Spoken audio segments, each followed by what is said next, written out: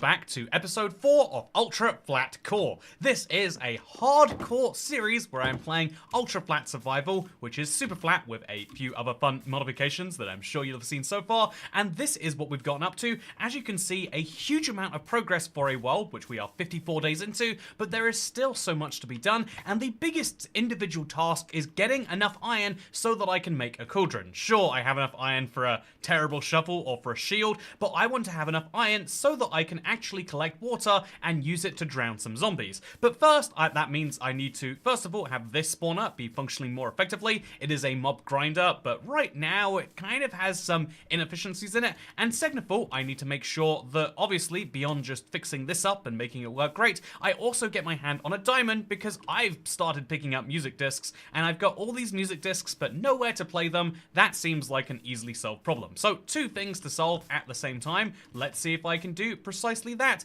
And the first big task I'm going to do as part of it is harvesting my bamboo. I have a big border around my world, and the border is made using bamboo, as you can clearly see right here. Cutting this down is going to make me temporarily less safe against things like slimes, but it is going to give me a lot of this stuff, which I'm going to need to make my safety barrier, which is going to help me not die to a creeper. My biggest fear, the easiest way I'll lose this entire world, is if I'm sitting here at my mob grinder, which has got a lot of safety features on it, don't get me wrong. I'm sitting here at the mob grinder, and a creeper that's meant to spawn there falls and lands on one of these, then falls down. I don't notice it. It sneaks up behind me, and there's no way to crouch and do that in time. Obviously, I guess I could use keyboard and mouse and go, oh yeah, do this, but I don't really have as good an instinct for using a shield with a keyboard and mouse, so I feel like I'm gonna try my best to make sure that is an event that can't happen, which means I need a lot of bamboo to both secure the exits around here, but also do precisely that too. Hello, Cat Chat. I hope everyone is doing well. I hope everyone is doing well too. You know, if anyone's not doing well, you let me know and I'll make sure they're doing well. I don't know how. I'll send threats to them unless they get better. That's how you improve people's well-being, I tend to find.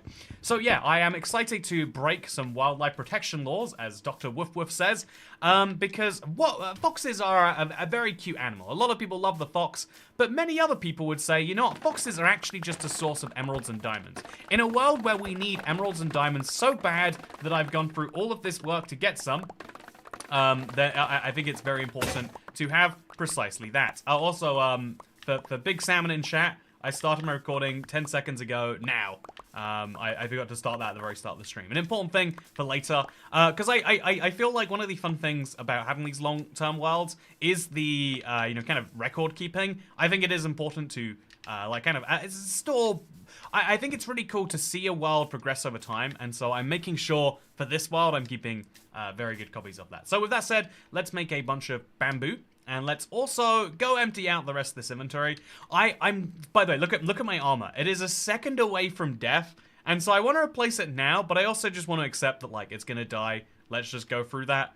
I'm kind of going through all the phases of denial with it, which is perfectly fine. Speaking of denial, yeah, you know, I'll keep denying it. You know, it's gonna solve a lot of problems if I just don't believe in it, and so I will keep doing precisely that. Every single time we use a wooden sword, we kind of fill up our inventory, which is why it's great to do that first. Pick up the bamboo, and then once we've done that, turn it into a big old stack of blocks. Honestly, bamboo blocks are one of the biggest differences that having different biomes gives you access to, and I really am glad that we have precisely that. So I'll make two now. One of these is solely to break on the bamboo around here, and the other one will be for my personal defense. And when I say personal defense, I hope you all know that I mean the murdering of foxes that have anything in their mouths. I need to pick up some food, and foxes don't have food, but they do have good things. New member, I just learned you came out as a ferret, says Valeria Bep. You know, it's crazy. People on the internet are allowed to say anything they want these days. And you know what? If they give you money, you have to accept it. It's a valid and reasonable part of the internet. More seriously, I hope that now that you're a member, you enjoyed the member-only video. We did a fun, silly concept where it was the highest tip decides the stream title, and let me tell you, that was one of the worst ideas I've made in a while. But I think if we were gonna do it again, we definitely make it like, okay, highest tip decides the stream title for, you know, you could do like, you know, every tip changes the stream title or something fun like that. But you know, you live and you learn with Minecraft streams, just like how today my intention is to live and learn, not just on a practical sense, but also from a fox killing sense. So right now, the way I'm killing foxes is I literally look around and I see if they have anything interesting. And if they do, if they have anything in their mouth, I kill them. And I see, oh, that's a rabbit foot? Oh, that's actually quite useful to have. I can make leaping potions now, which I guess useful is the wrong word, but that's that's got some value to me, is maybe definitely correct. So, yeah, we're gonna kill some foxes, maybe get some food, maybe just get everything else, but I'm totally fine with that too. I might be making an armor downgrade today, because I have gold and I don't have anything to replace it. Same with my chainmail helmet, which is why it's extra important to get everything else just right. But yeah, foxes, please give me a diamond or an emerald. A single diamond allows me to make a jukebox, which in my opinion is a big deal. So let's, did I not pick up either of those items? I guess I must not have. So take this bamboo, turn it into sticks, and then, oh yeah, we have a very, very messy inventory. Something I will solve today, tonight maybe even. But first things first, oh yeah, let's just drop this wooden sword on the ground. It has no value left in it, and so there we go. Okay, do you think that fox has anything on him? Again, today isn't wasted, even if we don't find a diamond or an emerald, because I am still getting the other sources of food that I want, the beef and the... Right now, the only reasonable way to get a lot of food is to kill a lot of animals as they come by, but I still would love that emerald. It's a 1 in... It should be a 1 in 20 chance of spawning in his mouth. Oh, wait, but then a 1 in 5 chance that he has something in his mouth at all. But we just don't have odds that actually seem to match that. Did you just kill a baby rabbit? I can't believe there are people here being like, oh, Toy Cat, don't kill the foxes, they're so cute. Did you not see what he just did there? He didn't need to do that. He had to, and look, he's got food in his mouth now. Okay, now I have a valid reason to kill him. This is, in fact, for the survival of me as a species. And, yeah, if we want to pick that up, we just have to drop something else on the ground. You know what, the chain helmet's finally going. I shouldn't let it finally go, but I am going to let it finally go. Sorted.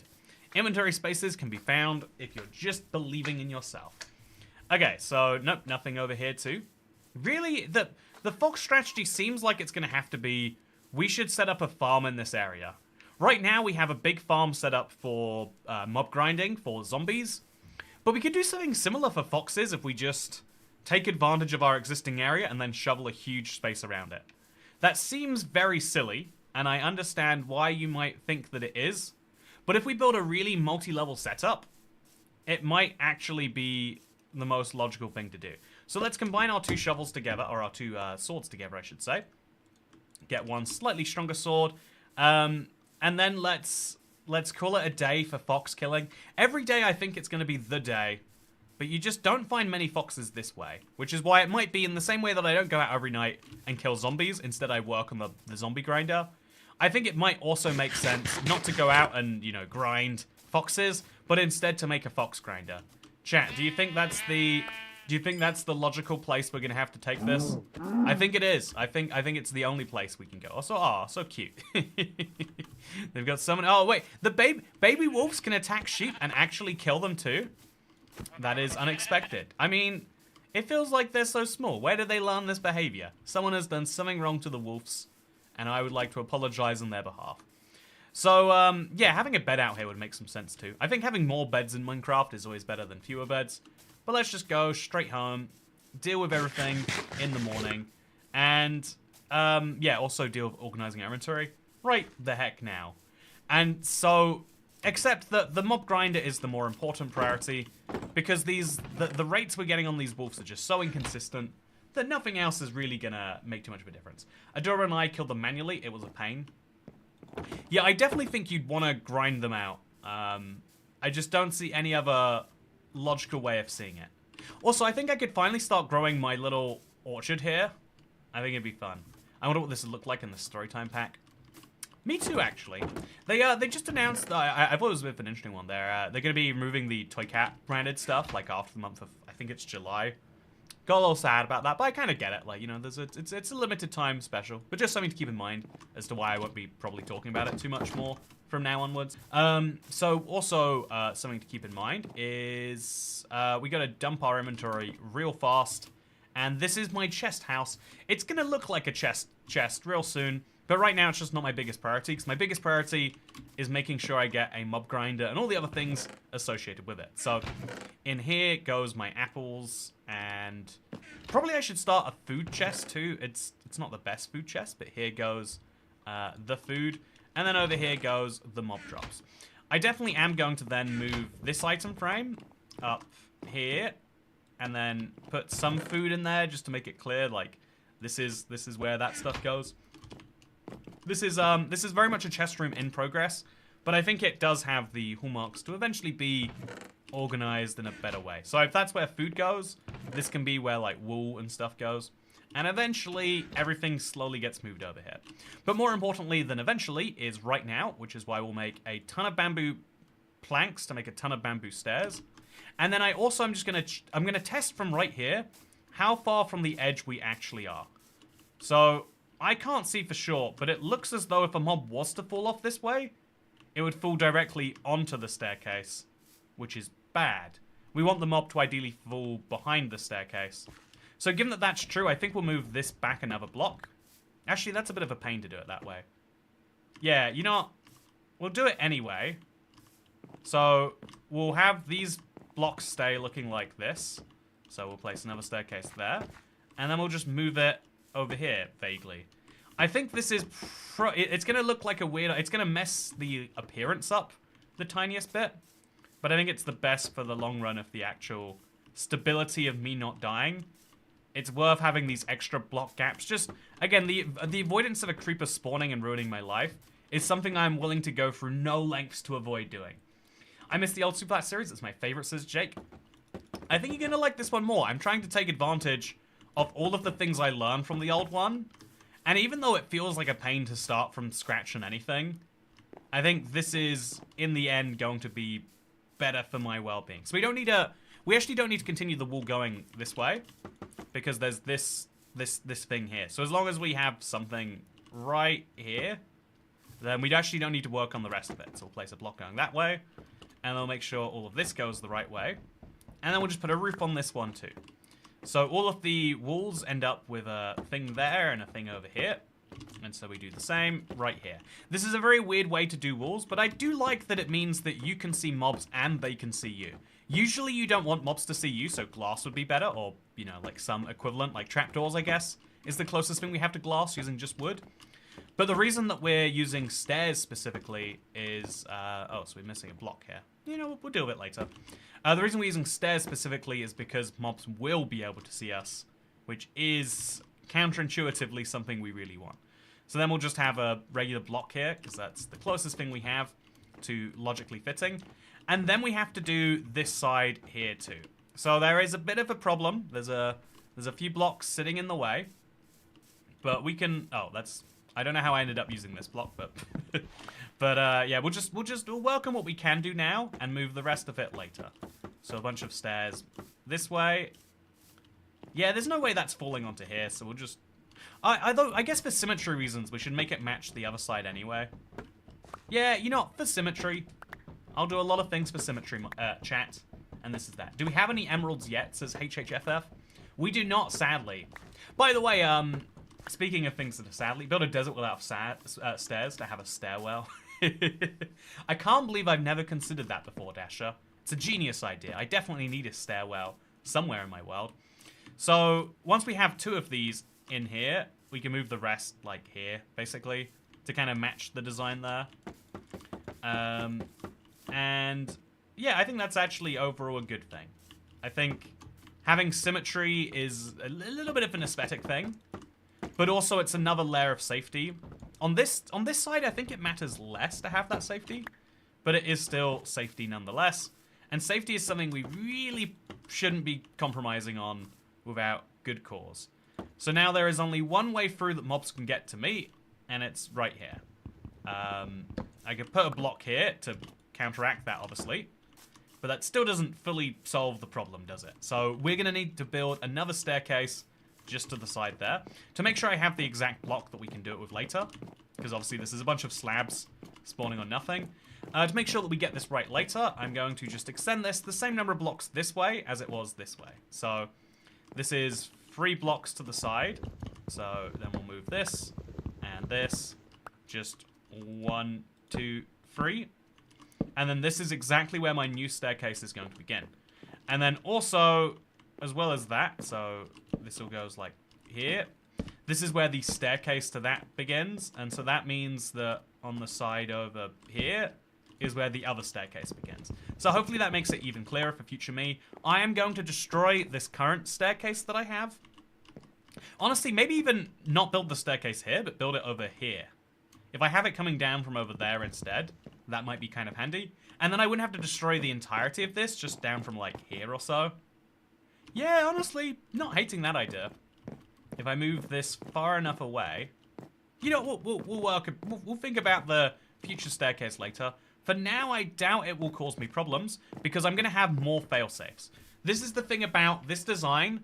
I am playing hardcore. I'm not playing like, oh yeah, if you die, it's like kind of a problem core. I'm playing, if you die, you lose about 9-10 hours of work core, and that amount is going up actively as we're playing Minecraft. So here is my solution.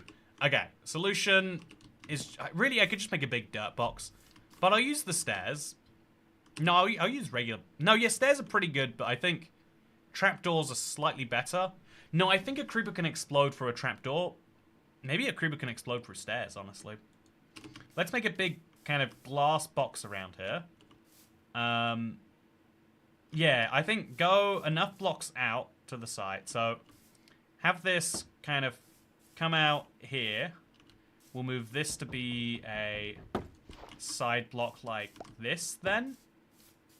And then have that go there. Does this make any sense as a design? I think it does. Maybe it doesn't, but then we'll do something similar over here. Have this box go outwards, so it looks like this. We'll make this area like big enough that I've got like panic space if I really need it. And then once we have got 3 blocks of distance, we'll go for the full 5 actually. 2, 3, 4.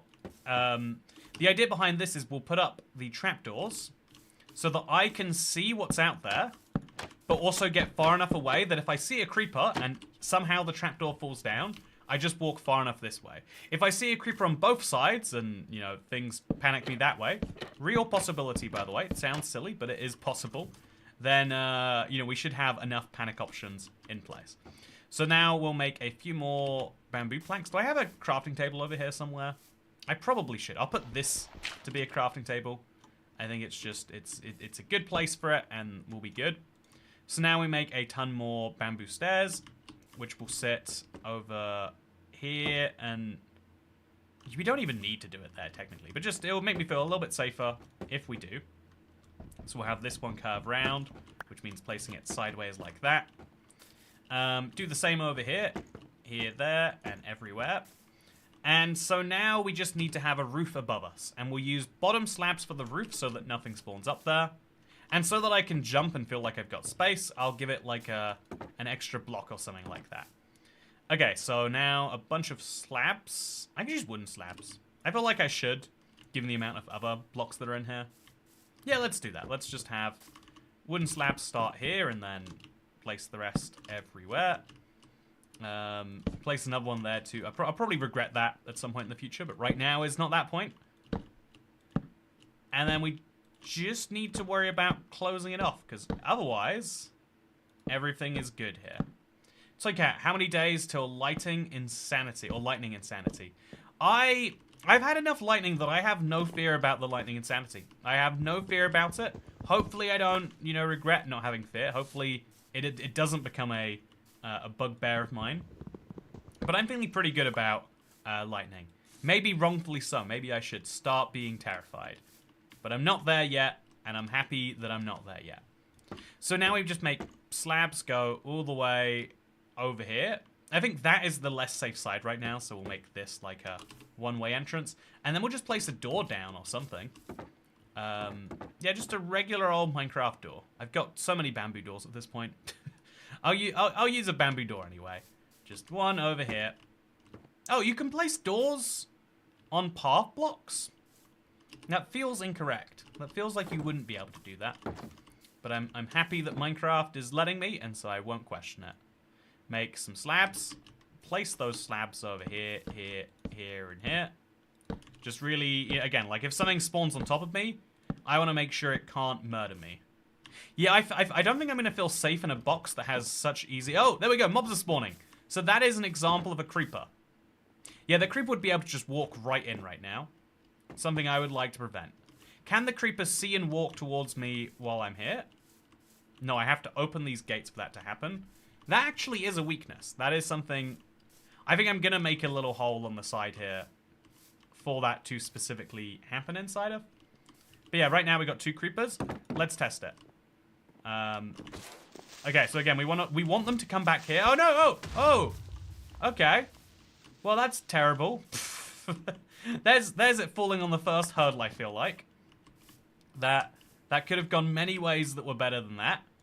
And that was not what I wanted at all. That was the opposite of how well that could have gone. So I can now kill a lot of zombies, however. And with a bit more work, the rest of this will be easily closable. I'm sure too. So yeah, one more hit from like a good few zombies, and my armor is dead. So something to keep in mind.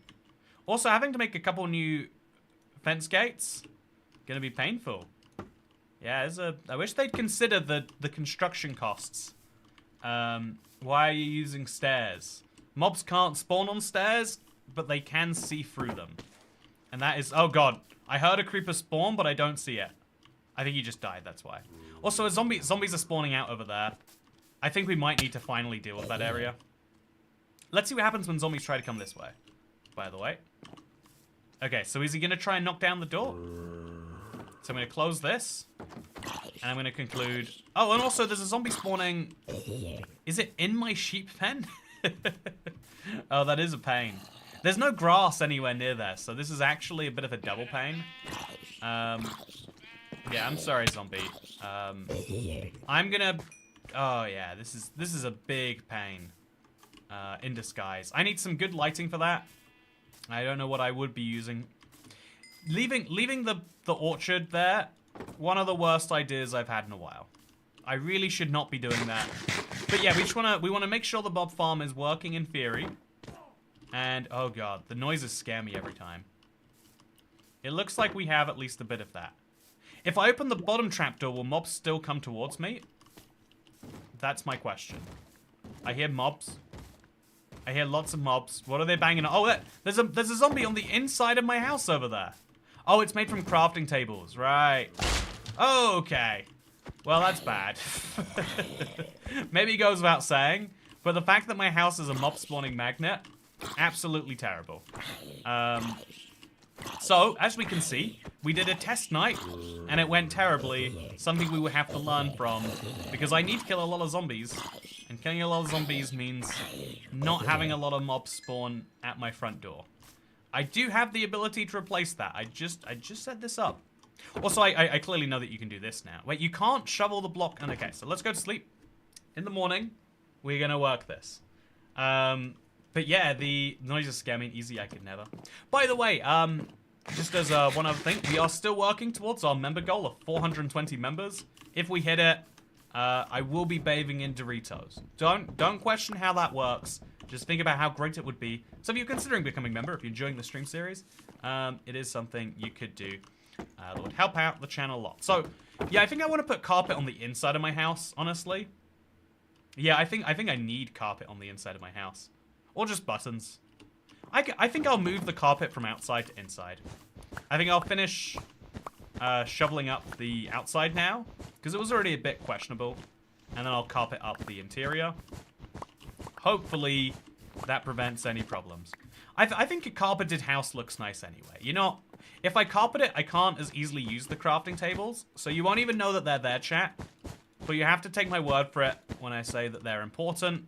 And they are a crucial part of my design. What if the spawn door was a top slab on top and the gate on the bottom? Mob should see you, but not be able to get through and can open the gate and crouch through if need be. So the spawn door could be a top slab on top and a gate on the bottom. Oh, yeah, I see the value in that. So a gate here, so I can crouch through. I can choose when I want to go through, which is going to be rare, but it's going to happen. But and it's going to leave the mob visibility hole open too. So yeah, this is what I have to do to go in, which is safe now because it's the day. I have to put a lot of buttons back in. And I also have to finally face some... Oh man, there's a lot of buttons. that came undone during this whole process, apparently. So just like lots of buttons, make some mismatches, just fine with me. We've got to then replace some stairs, which came apart, so here and there. Interestingly, that seems to be about it. It looked like it was much worse damage than it was, but we have fixed that quite easily, and we'll finish up with like a stair there. Yeah, I kind of like that. The odds of a mob falling on the roof is very low, so I should keep that in mind. But yeah, I now have a way in and out, but mobs do not. That is a big benefit that I have over those mobs. Do I have the last oak buttons? I do not. So oak button, oak button. Let's place them down. 1, 2. And it looks like we need another oak button over there, actually. Let's just place the last one too. So is this every single block covered? No, it's not. These ones too need to be turned into path. So now no mobs will spawn down here, except for this area, which I have to admit, I've wanted to keep going as long as I could. Do you think that if I place string down, that stops mob spawning? Because I want to have, I don't know, again, I don't know for sure. I want to put some saplings down and some string, but I'm just not sure. I'm just not sure enough to necessarily do it.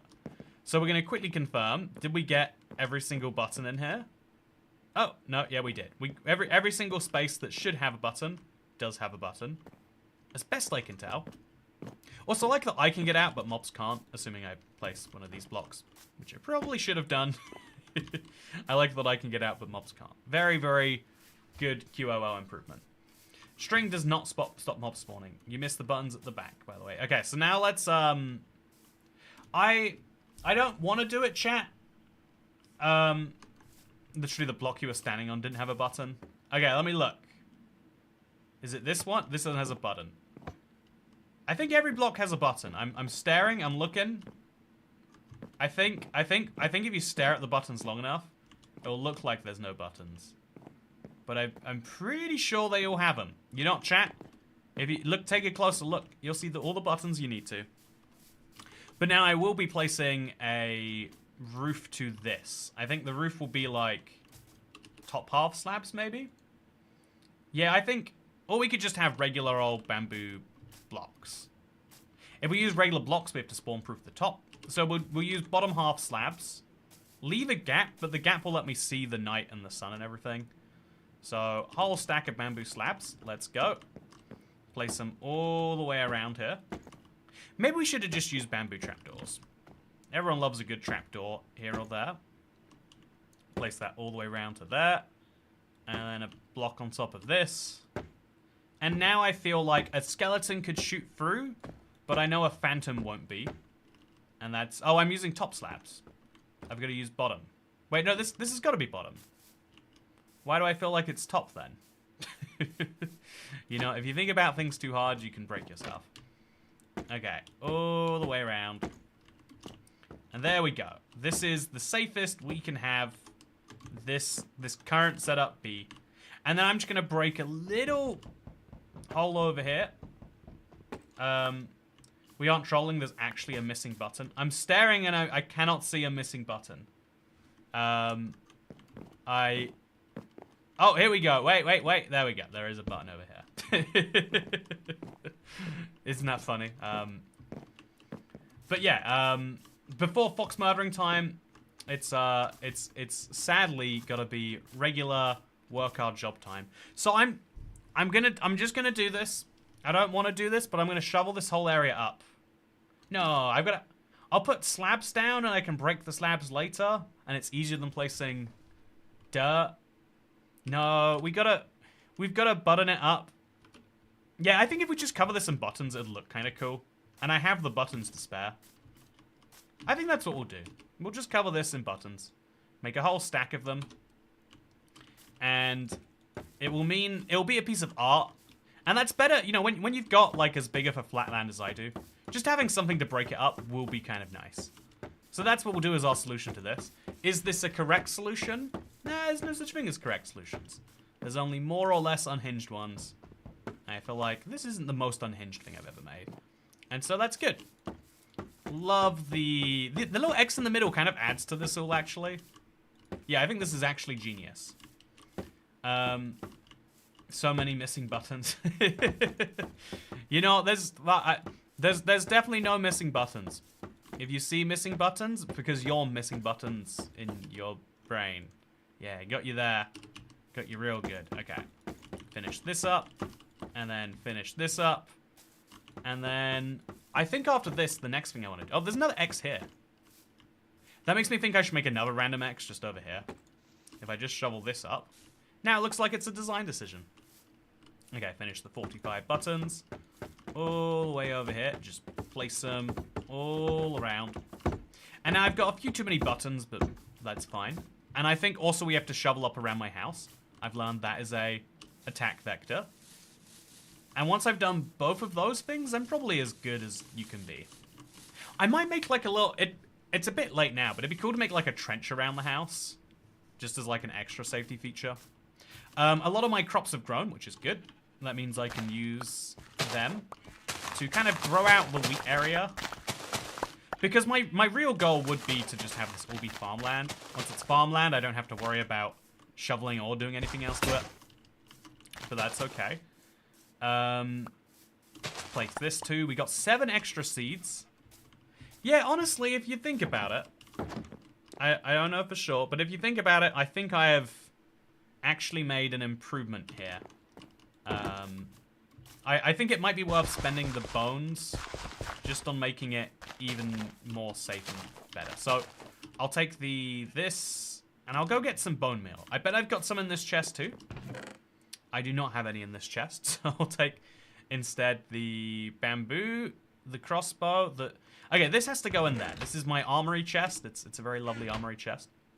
My tools aren't broken, so I'm just gonna leave them that way. Then I'm gonna take the leather tunic and put it in there too. Again, this is inventory organization with Toycat. Hope you're enjoying it. Then we'll take the rabbit hide over to the new chest alongside the raw rabbit, because these are items that we'll need over there.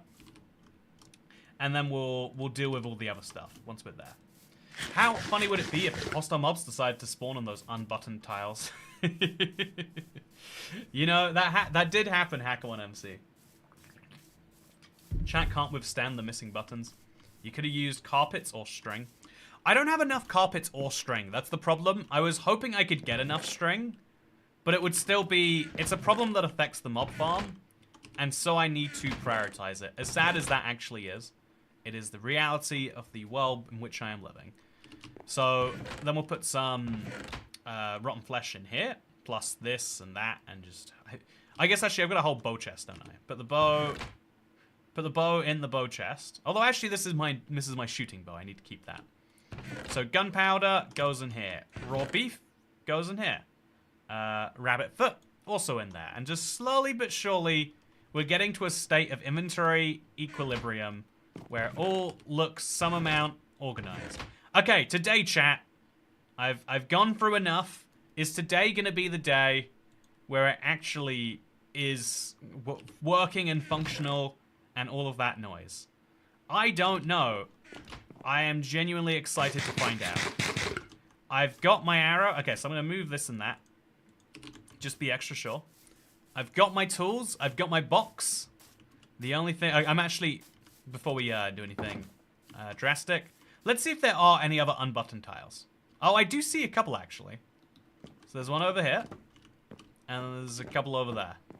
Okay, that should be everything. And... Yeah. I think we could have done this the other way around. We put the slab on the bottom. No, this is fine. So now the mobs will walk towards me. I can stop them if I want to. I guess that won't stop anything, actually. If I put a trapdoor somewhere, you know, it's fine. Well, let's see how the mob farm works today. So I am investing a lot of nighttime time into this, chat, and there is a reason for that. I think I'm just gonna also commit. It kind of sucks on one level, but I think it's important to do anyway. I'm gonna commit to just get the seeds from this. Oh, did I chop them down prematurely or something? I'm just going to commit to shoveling up the rest of this area.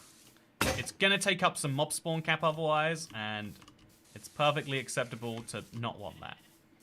Okay, so now I looked up just before the video too. Like we heard 24 blocks sounds right to me for the distance mobs spawn, but it's 24 to 32 blocks where mobs prefer to spawn. Less than 24 and they don't like to spawn. Over 32 and they spawn, but they don't really do moving quite so well.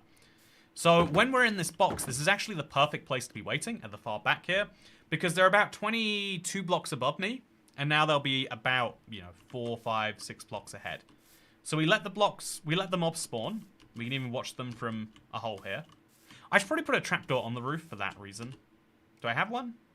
Yeah, I've got a trapdoor here. Let's replace this with a trapdoor so that we can watch the mobs. Let's place a few trapdoors, actually. Just, again, the trapdoors are the closest thing we have to glass right now. Through them, we can see how many mobs are up there. And right now, the answer to that question is there's a zombie. Let's see if the zombie walks towards me. I don't know that he will, actually. He will. Okay. So the zombie stays... Oh, wait, what's he doing, actually? Oh, no. Okay. He knows that he can walk around. That is bad news, if you ask me. Did he drop any iron or carrots? So yeah, right now I'm hoping for the 1 in 120 drops that I am not currently getting. Please tell me that's a creeper that spawned from up there. Yes, this is a hole in my system. It's a good thing that I know how to patch holes. So I'll just okay. I'll just stand right here for now. Ouch. I shouldn't stand right here because this is I've not got my back flank protected. Yeah, you can see my words aren't working correctly. That's how stressed I am about this random hole that has appeared. So we'll just make... I'll just use slabs. I'll just place a slab right here. There'll be no more problems anymore. Yeah, there we go. Sorted more or less. But right now, that should solve my problems. Now let's see if... But there's no mobs spawning. I wonder why that is. Let's, we'll make another... We're gonna need another axe soon. Oh, God. Is that just a skeleton falling down and dying? It is. So, everything is fine so far. If a little bit chaotic. I want to see, though, can mobs see their way all the way to where I am right now? And also, would a mob fall down there and then... Nah, probably not. I should definitely roof that up anyway. It's a vulnerability right now. So that baby zombie is going to be able to get through the hole, but that's fine. Oh, wait, chat! Oh, it's an iron shovel. How did the zombie drop an iron shovel? I do not feel like he was holding one, but I must be wrong about that. Huh. Okay, so projectile protection. I think that's an improvement. I heard something. I should not be equipping inventory in the day. In the day... So he can't shoot me from there, but I can kill him. Which means arrows for me and enchanted gear for me, too. Love My it. uncle works for Mojang and he told me that gilded dogadillos drop netherite wolf armor. Whoa, chat! Why aren't we killing the gilded wolfadillos so we can get the netherite wolf? What's wrong with us? Why aren't we listening to great people like SOFP's uncle? Man, that was the funniest thing that people would try to pass off. You know, I think there's this interesting thing, right? When you make a really good lie, it's effective. And when you make a bad lie, it's so ineffective that it's basically not lying. Like if I say, you will get £1 million if you subscribe, that's such a blatant lie. You know it's not going to happen. That it's not just, you know, it's not even just that it's ineffective in itself. I'm going to put a trapdoor here too. Honestly, this whole roof should be made from trapdoors so I could see up there. Am I going too far forward or should I go a little bit further back? Yeah, let's stand back here a bit. We've got to work out the exact right spawning coordinate. And I can't seem to work it out right now. But not enough mobs are spawning relative to what I would want. There we go. From here is really nice. Right here, there are a lot of mobs. Will they walk towards me is the question. They won't despawn at the very least. So we'll stand here. Do I want to look up? Do I want to look away? You know, whatever it takes to get them to fall down. See, that skeleton's going to try and shoot me. Is he going to succeed? He's not. He will eventually get a shot on me and eventually even kill a zombie. But let's try and lure him this way. Oh, he had an enchanted bow. Can't say I'm a fan. I'm going to try and kill some enemies with my fist just to show you how that works. 2 hits and they're dead. Oh, or they're baby zombies. But yeah, this is my mob grinder. It functions. Is about the best compliment I could pay for it right now. I think I should move this little thing back, maybe. No, it's... There are some difficult questions. I think this should be the 2 trapdoors still, and then there should be a slab here as my emergency back out route. But maybe that would kill me, so hard to be certain. So let's just keep letting mobs drop down, and we'll shoot the ones we care about through the wall. Or we'll shoot the skeletons through the wall so they don't kill the zombies. But yeah, if we want to, instead of having to use a sword, we can just punch them twice with this. I think to avoid them being killed by skeletons, it's worth not doing that. But it's not a must. It's just, would be good. And also we'll get a ton of... Okay, we'll get a ton of bones from these. Which are obviously very good tools to have. Do you think I can punch a... I don't think I can punch a skeleton through those gaps. Weirdly enough. Oh, and also I'm going to start using my shield if I'm not careful. I didn't there, but I think that was by freak accident. Let's see what this is. Protection 1 versus nothing. We'll take the protection 1. And so, yeah, we can do this every day, more or less. But it only is effective if we go just the right distance away. Which looks like it's somewhere back here, maybe. Yeah, here isn't good. I don't know why here is better. But like when we stand at a diagonal angle to it, the spherical numbers seem to work a bit better. Oh, you should keep that gate closed for the hardcore enders. Yeah, I mean, yeah, that is the big thing we need to worry about. Is there are mobs that will end hardcore in one hit. There's a few of them, and I really don't want those to spawn like crazy. So I'm gonna go to sleep for the night. I've said this before, but my goal is to always sleep every night in Minecraft, just so I don't have phantoms spawning without realizing it. Sorry, friend. I guess I have to kill you, actually. Even more sorry. Not the goal. The goal is just to have a safe place to sleep. Speaking of safe place to sleep, thank you! Toygat Attack says username. Man, that is a creative username. They said fill this form out with a username, and you said, I understand exactly what you're looking for there, and I admire the dedication to the cause. Also, let's put the spare armor in here. I am gonna definitely need to move this at some point because it's already building up so much. And let's just grab the best boots we have, which right now is, because mobs drop very few boots, just some leather boots I have there. I have taken a serious downgrade to the quality of my armor, chat, but it's a downgrade that I have to be willing to take. So as soon as I've, I think today's gonna be the day I finally go up there and I fix things, chat. I know this is a weird thing to say, Toycat fixing something that's broken rather than ignoring it, but such is a sign of the times that for this to work, I know I need to do that. Also, I've got 11 arrows. I feel like I had more. I'll keep the arrows on me, I guess. Put the gunpowder in here. It is a sign of the times that for my success, I know exactly what I need to do, and what I need to do does go against my instincts. But here I am, being willing to do it regardless. I'm going to want a chest for all my tools and armor. I guess that can be this one here. So we'll start moving this into this chest. Because realistically, we're not going to get that much wool from random kills. And let's go up there and let's finish this up. So I'm going to need a lot of trapdoors. Even more, I guess I'm going to break all the trapdoors I need. But then a lot of bamboo. I'm going to make a 4th layer of bamboo blocks up there, and I'm also going to break the existing layer. So that means I will need, I'm going to need a lot of trapdoors, so I make 1 full stack of oak planks, and I get full 22 trapdoors out of it, which always feels like a scam, but, you know, lots of things do. So no illusioners or fletching table use, says Akash Warrior. The illusioner is one of those, like, pipe dream. Also, wow, we should actually... I didn't realize how much we were leaving on the table here. I think the illusioner is one of those pipe dreams at this point. I think that it would be cool if Mojang put it behind an experimental toggle. But I could see why people also wouldn't necessarily love that. There's a hard thing that happens where Mojang says they don't think something fits the game. but we, the community, think that it might. And so the new solution to that, the old solution was like, whatever, it's not your game, you don't get to decide. But the new solution is a much more gentle, okay, well, if you don't agree with our decision making, also I've got to all times have the slime block on me. If I fall, I might die. There are buttons down there, I need to keep that in mind in the fall down, or I will die tragically. Now we want to move the entire layer down by this amount, which means doing all of this, and then just breaking the top layer. And then also breaking all the trapdoors. So I'm going to make a whole stack of bamboo planks. I'll use bamboo mosaics, actually.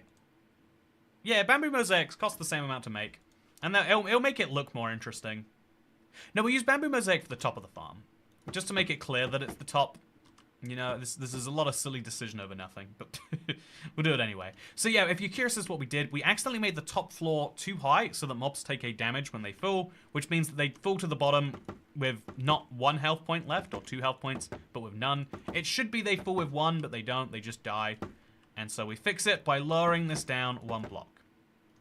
It is a bit of a pain to do, but pain is my middle name. Is what people who have pain... You know, I knew a pain in school. He was a pain, actually. You know, to this day, I don't forgive this person for what they did when I was 6 years old. But there was a guy, I think I'm accidentally doxing him, but that was a guy, who knows what his last name was. Oh god! Don't panic. I'm good. I'm gonna focus a little bit. No reason why. Yeah, having to do parkour that looks like this is not my dream idea. Spending a Friday, Saturday. Happy Saturday, by the way. But so you're modifying the mob grinder to make them suffer for longer. Yeah, the goal is that they suffer on the ground where I can kill them, where I can get that 1 in 120 chance of a carrot or a thing from them. So yeah, there was a guy. There was this guy, to this day, this is stuck with me as a betrayal of my values. There was a guy, I have very few interactions with him. At one point, I made some friends in the year above me. They weren't clearly friends, but it's like, wow, look at these people from the year above wanting to be cool with me. And one of the things that they got into was like, oh yeah, we go in the bathrooms and we just kick the doors. It's just satisfying, right? And one time I kicked the bathroom and there was someone inside and it like banged right off him. And I was like, oh, I'm so sorry. My God, that was not my intention. I just like the loud noises that it makes. And I was like, could you please not tell anyone that this happened? Please don't tell a teacher. And he was like, yeah, of course I'm not going to tell anyone. And you know what this guy did? He caused me a lot of pain. And he told, honestly, the funny thing is he told on me or whatever. It had no consequences for me whatsoever. Like, you know, going into a bathroom and recklessly just kicking stools, there was no punishment. It was just a school lunch monitor. But the fact that he made an agreement with me not to tell and then did, I was like, oh, yeah, people are untrustworthy in the real world. It's a thing. I think I kind of learned this like growing up with a brother. Is like very quickly you realize that like, oh yeah, you can just say anything you like. You know, they would say anything. The craziest thing is like taking advantage of saying like, oh yeah, I will do this thing for you if you just do this, and then later being like, I did not promise to do that. You gave me that thing of your own free volition. You realize that as a sibling a lot, but then there's this thing about trust, right? Where if someone breaks your trust enough, you don't trust them enough again. So a lot of people, even if they want to behave untrustworthy, eventually realize that if they do that enough, then you'll never trust them and they lose out in the end. Like, trust is a mutually beneficial game. And so you realize that from siblings, like, don't trust people immediately, but if they say they're not going to do something, and it's like not that consequential to them, there's not a huge gain to them for doing so, they probably won't. But this guy ruined it for me, and so in the same way that I am causing these mobs a huge amount of suffering, I intend to cause that for this. I was a snitch at times. Yeah, I used to think when people would complain about snitching, I was like, what do you mean snitching?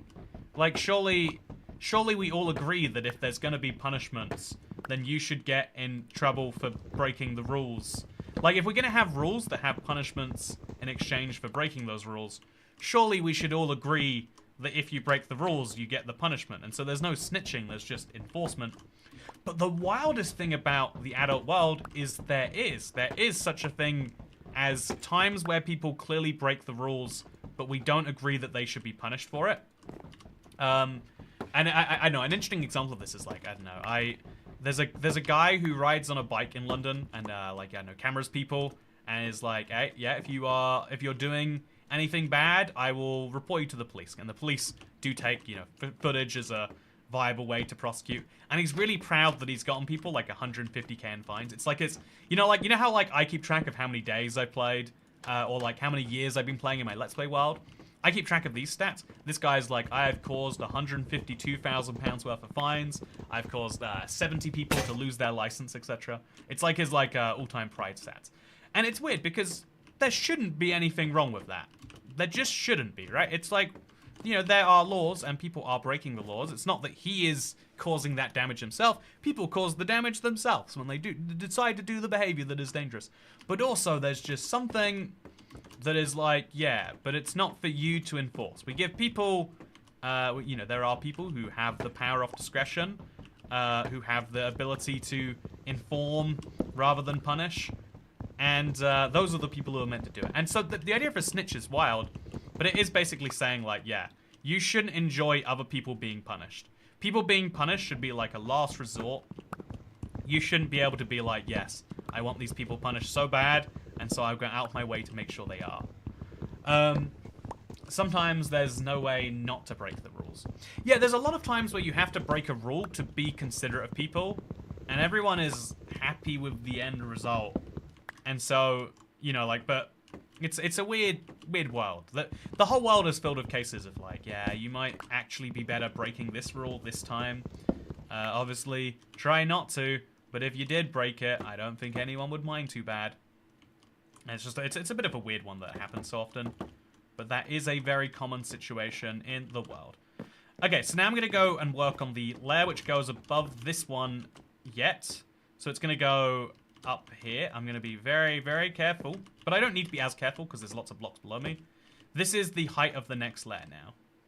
So that block goes up there, and then there's gonna be trapdoors on the side of this. So we could actually do the trapdoors from this layer if we wanted to, because we just have to be like, okay, well there's trapdoors there, and then place them down, and then we remove that block. Oh, also I said the top block would be mosaic, so we'll actually stick to that. Mosaic, mosaic, mosaic, mosaic. And then we'll place some trapdoors down from that. And then just to make sure that we get out of here in time to actually test it all, I'm going to break all the extra trapdoors and all the extra stuff before any mobs start to spawn. I am in a bit of a scary place right now. A skeleton can spawn in the wrong part of this, shoot me while I'm coming down. I don't want that to happen, so I'm just going to avoid it at all costs. Break these blocks, and then break these blocks, and then just get out of here, please, before it gets dark. So from up here, I can also see which blocks might spawn mobs. You can see just behind my house. There is that tiny area of danger. And then I think that's it. I think the blocks behind my house don't seem to be causing problems, but these other blocks do. So, yeah, the test before we... So the reason we're doing all of this work is because I want to make sure the mob farm isn't foolproof, but is fully functional. And then I'm going to put a ceiling over it. And once I put a ceiling over it, the mobs will spawn even during the day. And so once the mobs are spawning during the day, it's very hard to make changes to the farm. It's kind of the double-edged sword of like, yep, you can make it work great. You can have a fully functioning mob farm. So I'm going to combine these stacks together and then put this next to that, because that's what we'll be doing tomorrow. And in fact, you know, I'll even make some slabs to make into some mosaics right now, just so I have a few of those for tomorrow. And then we'll sit right here. Oh god, there's an enderman up there. Is my house 3 blocks tall? It is. I'm going to make it slightly less than 3 blocks tall. I'm just going to place, even if it's just a few blocks, right? Just have a few places in this house where I know I am safe. Because that can go horribly wrong. If I look at the enderman at the wrong time and he teleports inside my stuff, it's terrible. It's all gone. Ooh, enchantment table rent. Is this a real hardcore? Yeah, hardcore is in the Bedrock preview right now. So if you look up there, you can see we're playing the preview. I am going to soon get to the preview hider stuff. But yeah, for now, we sit and we wait for the mob grinder to go crazy. The Enderman teleported somewhere. I need to be very cautious of that Enderman. Very, very, very cautious. But we're kind of just waiting for mobs to... Like, they're going to spawn, but we need them to fall. I also need to keep looking around in case there's a creeper. Just a creeper 360 is what we call it. But, yeah, is everything functional? That's our first zombie down. Let's go pick him up. So, zombie, I'm over here. Oh, 3 zombies. Perfect. Every zombie has a 1 in 120 chance of giving me iron, which is what I want from them. Or a carrot. A 1 in 60 chance of either, really, if you think about it. I want the game to give me those quite badly. And so I will keep going until the game does give me one of those. Oh, a zombie villager. So we're going to try and use... Well, I'm going to use the sword only when... Ouch. Oh, he's hitting me bad. Like, frequently. I don't know how he was hitting me perfectly there, but he was. Is that a pillager? Oh, that's... How? What are the odds of a pillager... Man, those guys. Just the worst. So the good news is I should be able to shoot them. I don't know for sure, though. Yeah. Do you think they spawned up there, chat? Do you think there was a pillager patrol? I think there was. I think that's the most insane thing that's happened in a while. Okay. So I see him back there. I've got to snipe him, but also not look at the Enderman, which is at a similar height. I'm gonna eat some raw mutton. I've got low food. This is hardcore. I'm gonna be very careful about that. What are you doing there, man? What did... I have some serious questions about why he is existing. Oh, no, that... Oh, no! No! It happened! My fear happened, chat. I looked at the Enderman by accident. So I'm gonna sit right here now. I'm gonna eat. And then I'm gonna eat again. I might not have the opportunity. And I'm just gonna sit and I'm gonna wait. Okay, yeah, the Enderman is angry with me. And if he teleports inside here, it is GG. Just to be clear. Okay, so I'm just gonna keep killing mobs. Not letting that creeper go off. Okay. A little terrifying today. I'm gonna eat some rotten flesh. Just to stay fit. Okay. Creeper, please. Yeah, that creeper is gonna have to go down at a distance, I think. I think the Enderman has stopped being mad at me, so I can go back to being less stressed. And just killing Enderman. Okay, I mean killing zombies. I want to kill the creeper, though. Where are you, creeper? There we go. I think he's dead. Have you got any iron yet? No iron. It's a bit of a dry patch without any iron. But I will get some eventually. I'm very aware of that. And so I don't need to worry too much about anything else. Whew, pillager patrols are rare. They're so rare. What are the odds of me just randomly ending up with some? The answer is it's not a very high... Oh, wait. No, that's iron. That's, Okay, so... I should... The problem with crouching is it's putting my shield on the line. I actually don't want that. But yeah, I've got enough projectile protection that I'm actually not in that big a danger for most things. So there's some zombies there. There's a baby zombie that used my first shield durability. Come on, someone needs to give me a carrot. You can't just keep giving me rotten flesh all day, every day. Someone has to turn this into something valuable. I bet when you're further along, you can put a snow golem up there to knock mobs down and speed up the farm. Oh, that's a cool idea, actually. I can't get pumpkins for a little while yet. But if I could, being able to use the pumpkins to make a snow golem seems very smart. Yeah, I like that idea. Taking advantage of ultra flat is something I'm really looking for fun ways to do. So I love when anyone has any good ideas. I can't run over there and pick up the stuff in that left corner. But I think the farm is working great now, chat. I think this is functional enough that we could start working on it full time. I don't know for sure, but I have that feeling. I'm also going to have to just do something about this. So we'll place a block there and then put a button on it, maybe. There we go. Seems great to me. I am running out of inventory space again, but when am I not? Let's go to bed. Let's call this a day. And yeah, let's call this a great day even. I think I'm gonna kill this pillager. Okay, I don't. He died from the fall, funnily enough. Oh god, oh lord, that's the exact opposite of what I was going for again. As long as the Enderman doesn't teleport behind me, I'm good. Or in front of me, I guess. Whew. Okay, sleep time. Don't attack me in my sleep, Enderman. Please. Okay, great day. Nothing bad happened tonight. Gonna sit in the corner of my house for no related reason.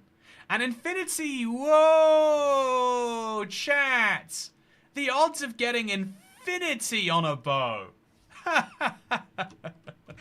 So low. Wow. It's a near dead bow. But if I keep this going and oh man, this is a really valuable early game bow.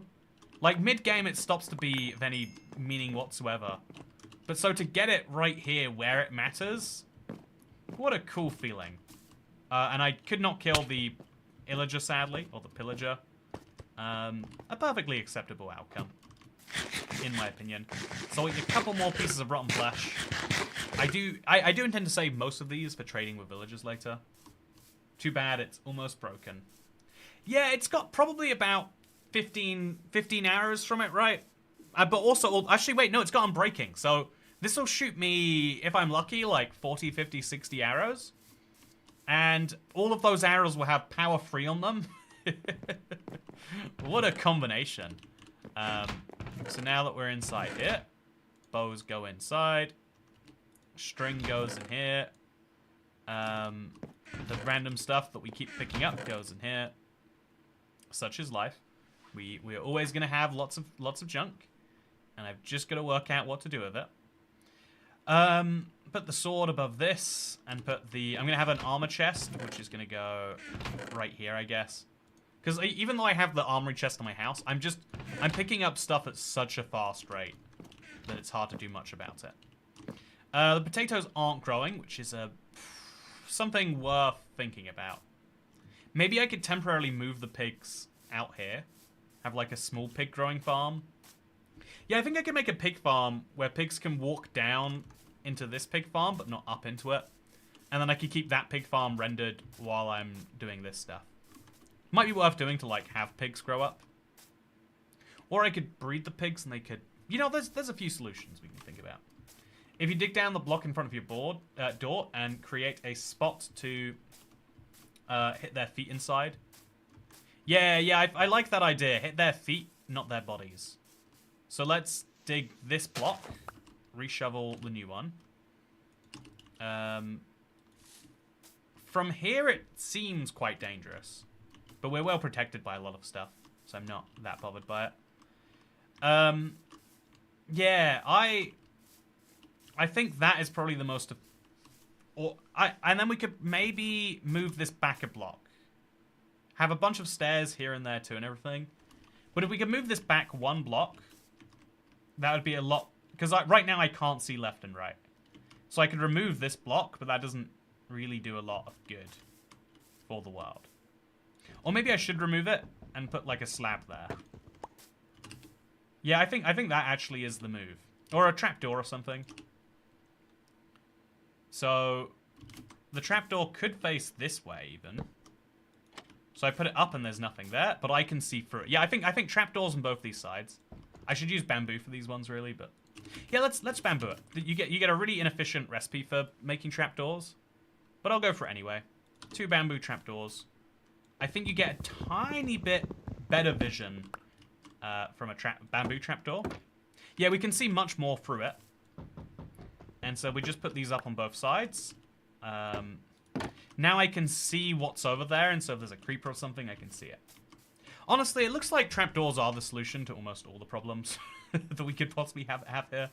And I'm liking that. I'm totally down for it. Okay, testing has failed. Used fences and half slabs.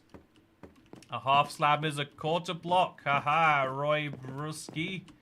Got you there. Don't you love when people say that? I love when people say that so much. So now we're going to work on the very, very, very top layer of this thing. I'm going to be very careful about not falling, but I have a slime block if I do fall. So it's not the end of the world, but it's not the start of the world either. Okay, let's go. Bamboo mosaic time. This is going to represent the very top layer of the farm. I think beyond 4 layers, it doesn't really get much faster. It's just a nice thing to have, and so it is a thing that we will have. Just all the way around here. It means that as the mob farm runs longer, it will generate more mobs. Then place blocks here and there, and here and there. And trapdoors, of course, go everywhere. Wonderful. Liking the look of it all so far. Oh, that's not good. It's fine though. Place a couple blocks here. Actually, yeah, I think these trapdoors are literally in the wrong place. Like there should be 2 more blocks there. Just got here now. How's the stream going so far? A little stressful, all things considered, but I'm excited because I'm finally having a functioning AFK farm, or not AFK. I'm gonna have a functioning mob grinder. And once this is going, I'll be able to work at least partially on the equivalent for foxes, which will also be fun. I think I'll start out simple on the fox thing by just like having an area of dirt chunks around it where nothing should spawn. I think that the plains biome, I'll just dirt chunk that off so that there's a certain area where only tiger mobs can spawn, which means more foxes will spawn. And then we'll see based on the effectiveness of that if we want to do more. But yeah, for now, it's looking fairly good all the way around here. More blocks here. More blocks here. Yeah, I guess we probably don't want to have things over the edge like this, but that's fine. Place our trapdoors. Put them down. Place our trapdoors. They are down. Some more blocks here. Why not? Trapdoor here. Same over here. Just like we want to have the top layer be slightly kind of indented a bit so that mobs will spawn onto the inner layers and not fall outwards. But this should function just great. So from here, mobs can only fall onto 1 block, and from that block, everything's fine. Same over here. Right now, this is a bit of a hole in the design, but it's the last thing we need to fix, and we'll be good. IBX Toy Cat, but then also dig down ×2 on the other side of the crafting table, so mobs fall down where they can't see you. Oh, right. That's an interesting idea. I kind of like that. If we could set it up so that mobs don't see me and I don't see mobs. Yeah, do both of the... wait. That second bit probably isn't desirable, but the first bit definitely is. So there's a few more trapdoors missing. Any trapdoors missing midway through the design will be especially disastrous here. But I've got the trapdoors to make it work. And so we place them all down. Yep, looks great to me. I think on this one we'll do the same. Just trapdoor there, trapdoor there. Simple stuff. Not a lot of consequence. And yeah, there we go. Okay. There's a lot of trapdoors happening now. But all of these trapdoors exist for a good reason. Oh wait, over here. Yeah, we're missing quite a few trapdoors in some illogical places that I'm sure will speed things up once they're in place. So we'll just keep looking around for them. It's a thankless job, but I'm glad we've done it. Maybe some trapdoors here too? Yeah, there's a lot of places where it feels like trapdoors have gone missing. 8 more trapdoors just to really lock it in. Do we want them falling down here though, I guess? Maybe that's what I was thinking. So trapdoor here anyway. Trapdoor here anyway. Make sure that all of these things have something on both sides if we can help it. Looks like we can help it, and so we did. Maybe a trapdoor here and there. And then here. And there. Yep, looks great. I would say we've done a very decent thing. Maybe just finish with a couple... Do the same thing here and there, I think. Yeah, there we go. That's something decent. We'll remove this last block, or turn it into something less obvious for mobs. Because right now, I think it represents a way for them to get to the farm. So we'll remove this block, and then we'll remove this block. And now we're going to work out where the top is going to go. We're not going to build it yet, chat. I've got to finish the top layer. There's a few more blocks up there. But the top is going to have to start right next to the edge of a lot of this design. And we're going to have a big box going all the way above it. And I think that box could be made out of, say, like bamboo mosaic. Or we could make it out of dirt. It might be... No, I think it'd be a waste to make it out of dirt. If we make it out of... trapdoors trick the mob AI into walking off the edge so they can fall down and be killed by Toy Cat. Exactly, yeah. It seems weird to have so many trapdoors if you don't know that piece of information. I can totally understand how Minecraft is just filled with weird enigma piece of information that are like, yeah, you just gotta know this, and you know this because you know this, and the reason you know this is so you can do stuff like this. Why do you do stuff like this? We don't ask questions like that. I can see how it could be a bit confusing, but hopefully some of those questions are made a bit easier with this. So now we're gonna make an exact duplicate of these stairs. This is the first block, but over here. So place it, and then one of these.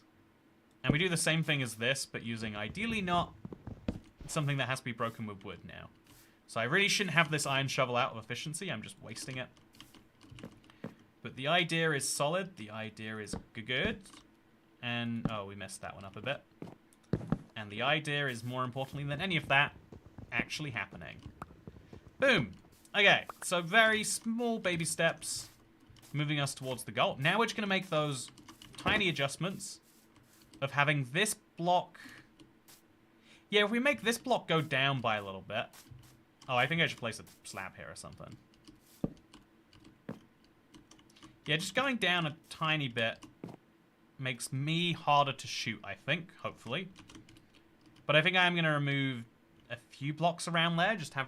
If I remove this block, no mobs are going to fall down, actually. Yeah. We'll remove this block, have this be a slab too. So now me and the monsters will be facing each other, which is bad. Maybe we make a slab up, actually. Can we do that easily? We'd have slabs up be in all the other blocks. Have like a staircase or a trapdoor. So Cat, why no cobblestone generator? Man, I wish I had a cobblestone generator. Would really help somewhere about now. But yeah, the mob farm is working. And oh, we got an iron helm. I'm just going to pick it up, even though it's dangerous. Because I want to see what this helmet is. It must be better than my current one. It's not actually. Oh, it is, sort of. Okay, I'll go with it. I'll make the upgrade. And we got a second zombie coming in. What would he like to give me today? Anything good? You can see the mob farm has really picked up its efficiency. I think those extra few trapdoors made a big difference, surprisingly. Or maybe just the extra blocks we placed. But I think most mobs are spawning on the lower layers and then falling down the whole way like that. But it could be fewer mobs that would just fall down and turn into experience or turn into death are now actually doing something. So, stand here. Oh, yeah, we are just straight in the face of a skeleton. Kill him. It's all good. Give me a carrot. I'm killing a lot of you right now, zombies. But I'm not seeing any carrots. Going for a lot of work to get them. But they're just not coming towards me. Okay, so... Oh, wait. Did I just get... Oh, no, that was a shovel. It's the same as an iron ingot, except it comes in pre-used form. If I could get a furnace from a wandering trader, maybe I'd be thinking good things about this all. But I'll be honest, you cannot get a furnace from a wandering trader. You can get a decent... I've got 2 efficiency 2 shovels, though. Feels like the shovel is almost more likely to come with efficiency 2 than anything else. But yeah, now, once this design works, I think we'll test something vaguely similar for foxes too. I'm excited for that. If only to get some diamonds. Oh, we got a third efficiency shovel. Do you think it's efficiency 2? Oh, sorry, enchanted, not efficiency. I'm getting the 2 things confused, just like Minecraft is right now. So let's go look at it. Do you think it's efficiency 2, chat? If it is, there's a conspiracy happening here. Oh, it's unbreaking. Okay. It's fine. No conspiracy. You can keep going back to what you were doing. That creeper spawned in a place that you probably shouldn't have. That's bad.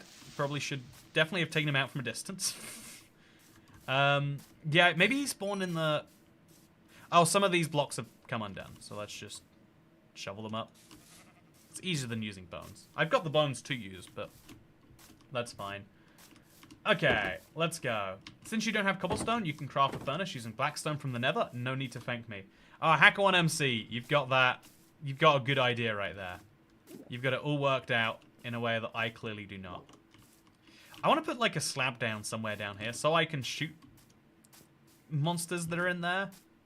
Like a good view from this angle would be really, really handy.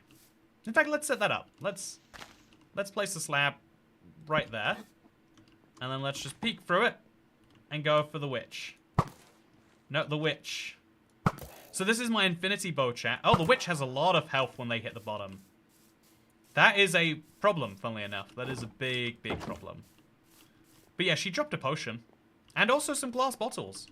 What can we do with glass bottles? I feel like there's something we can do with them, chat. I'm not creative enough to know what it is. So I'll stand right back here. I think this is the best spawning part of it. They heal. Yeah, they're healing from the damage, but they also have more health too.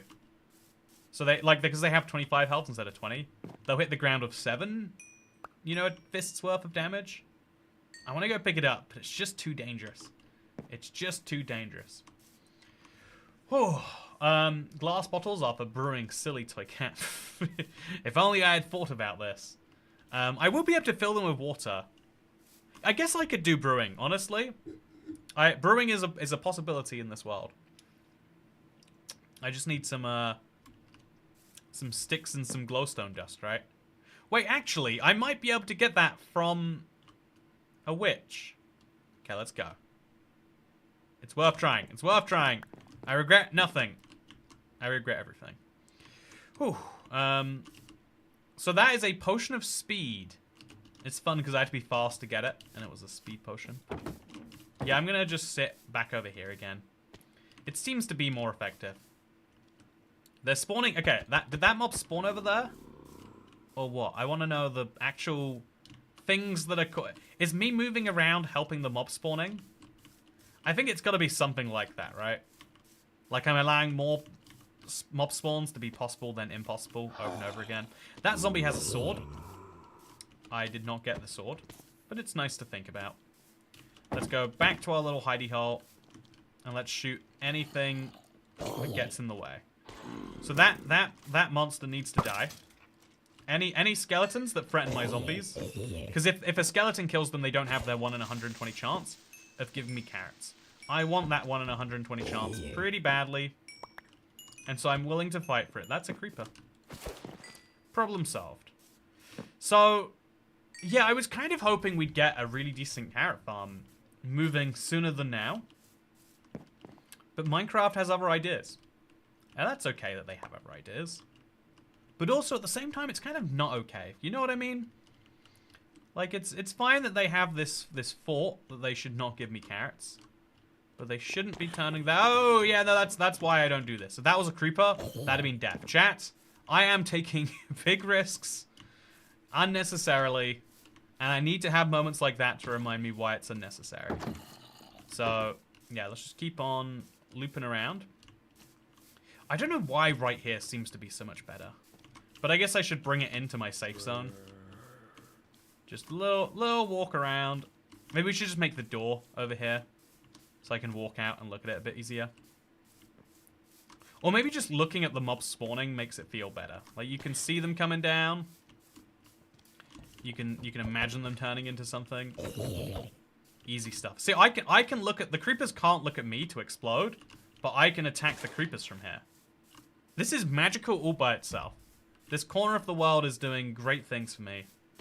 And I just need to see now a carrot or some iron. I've gone through a lot of work for you to maybe give me these things. So if you could just do that, that would be swell, game. I think the answer is that it can, in fact, not do that, though. Feeling pretty bad about that one. So let's go to sleep. Let's suddenly put a bed in here, but let's go to sleep for now. So, what are you talking about, Soy Cat? This is fine. Everything is fine. I shouldn't have left my door open. How much iron do you need at this point? I made the questionable decision of using one of my iron for a shield. So I have 1 iron out of the... I think the amount of iron I actually need is 10. 7 to get started, 10 to complete. So I'm 10% of the way there. I could have been 20% of the way there, but I have this safety shield. And again, if this safety shield saves my life, it definitely, when the Enderman was trying to attack me, I was very glad I had it. But it didn't come in useful yet. It has just been near useful quite a few times. I'll wait until I have an actual death tool before I give it the thumbs up. So as you can see, my iron shovel collection is getting a little bit silly. In fact, I would say a lot bit silly. And put this away. And then is the speed potion even loot, chat? Like, how do I even categorize a speed potion? And now I've got 27 bones so that when carrots come, I can start growing them a lot. Carrots are great because they're a sustainable source of food for me. Potatoes are great food for pigs, chat, but I want carrots so that I can eat too. And that is why I would like to find them. That would be wonderful. So I'll go up to the top. I'm going to finish up the top floor. And then I'm going to kill a few mobs. And maybe start shoveling out the area around the... where I'll be... Also, I feel subtweeted. Yeah, do villagers spawn in a flat world? They will eventually, if I have anything to say about it. There'll be villagers here soon. Yeah, I've got to remember to go pick up this stuff in the morning. It's just, I can't leave it. I'm a bit of a hoarder in Minecraft. Speaking of being a hoarder, thank you very much for the tip. I haven't kept up since the first video. What's happened? Also tried to do this on Bedrock World. No bonus chest, no village. Was interesting. How long did it last? It sounds interesting, but it sounds like it has a very clear flaw built in if you don't do it with the Ultra Flat pack. I think you basically... Again, I wish that Bedrock Super Flat let you pick biomes. It would let you do a lot of fun things. Also, this is kind of scary. Not having handrails. Not the safest thing I've ever done, but it works. And now we can destroy the bottom layers of this staircase because it's not necessary anymore. So this can, you know, we just don't need to worry about this. We'll just place a thing over here and here, and then we'll try and remove a few blocks from that so that nothing can walk over. Yeah, we should be good. Potatoes have less saturation than carrots. They have less hunger too, which, you know, to be fair, I think saturation is important. More important than most people give credit. But also hunger is important. Hunger is really important. But yeah, I'm sorry to hear you haven't been watching since the first video. You've been missing out. I've been doing a lot of...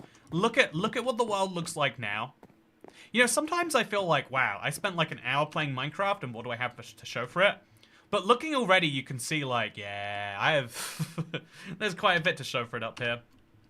And it's going to get a lot bigger soon. So now we're going to start with the outline of what is going to be the wall around this all. I think it should be a very tight wall, but I need to work out exactly where it's going to be. I guess just around the edges of that first layer. That'd be the simplest way to do it. I think that's probably what I'll end up doing. So let's jump over here. Oh god, that is scary. Don't like doing that too much. Let's make a bunch of trapdoors. Like, too many trapdoors. Just too many of these. And then let's make a bunch of bamboo slabs so we can make... Did I make some oak slabs in there? And then we can make some bamboo mosaics. Only 4, apparently. Did I do something wrong there? So we'll make some more bamboo slabs. Oh, I made bamboo mosaic slabs instead of... And you can't combine these back together to make bamboo mosaic blocks. I don't know why that's true, but it's not. So we have to make a bunch more of these. So we can make a bunch more of these. So we can make a bunch more of these and not turn them into slabs. Man, confusing recipes or what, chat? Or maybe just me. I want to have a big ladder moving up the side here. So this is going to be one of the... Yeah, there's going to be a big wall over here eventually. And I have to decide what I'm going to make the edges out of for that to actually make any sense.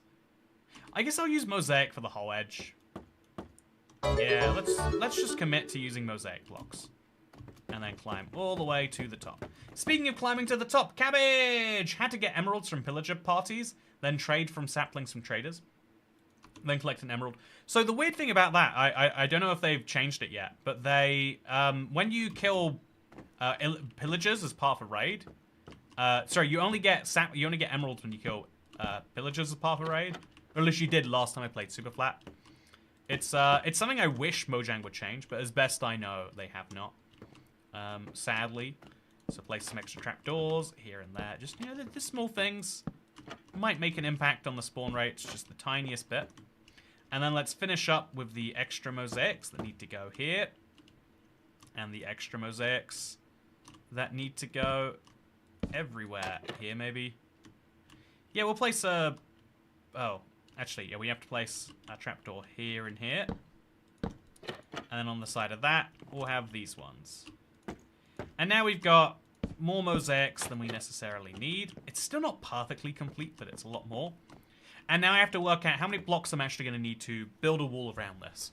So I need to have about 10 blocks going upwards, although then another 4 or 5 on top of that.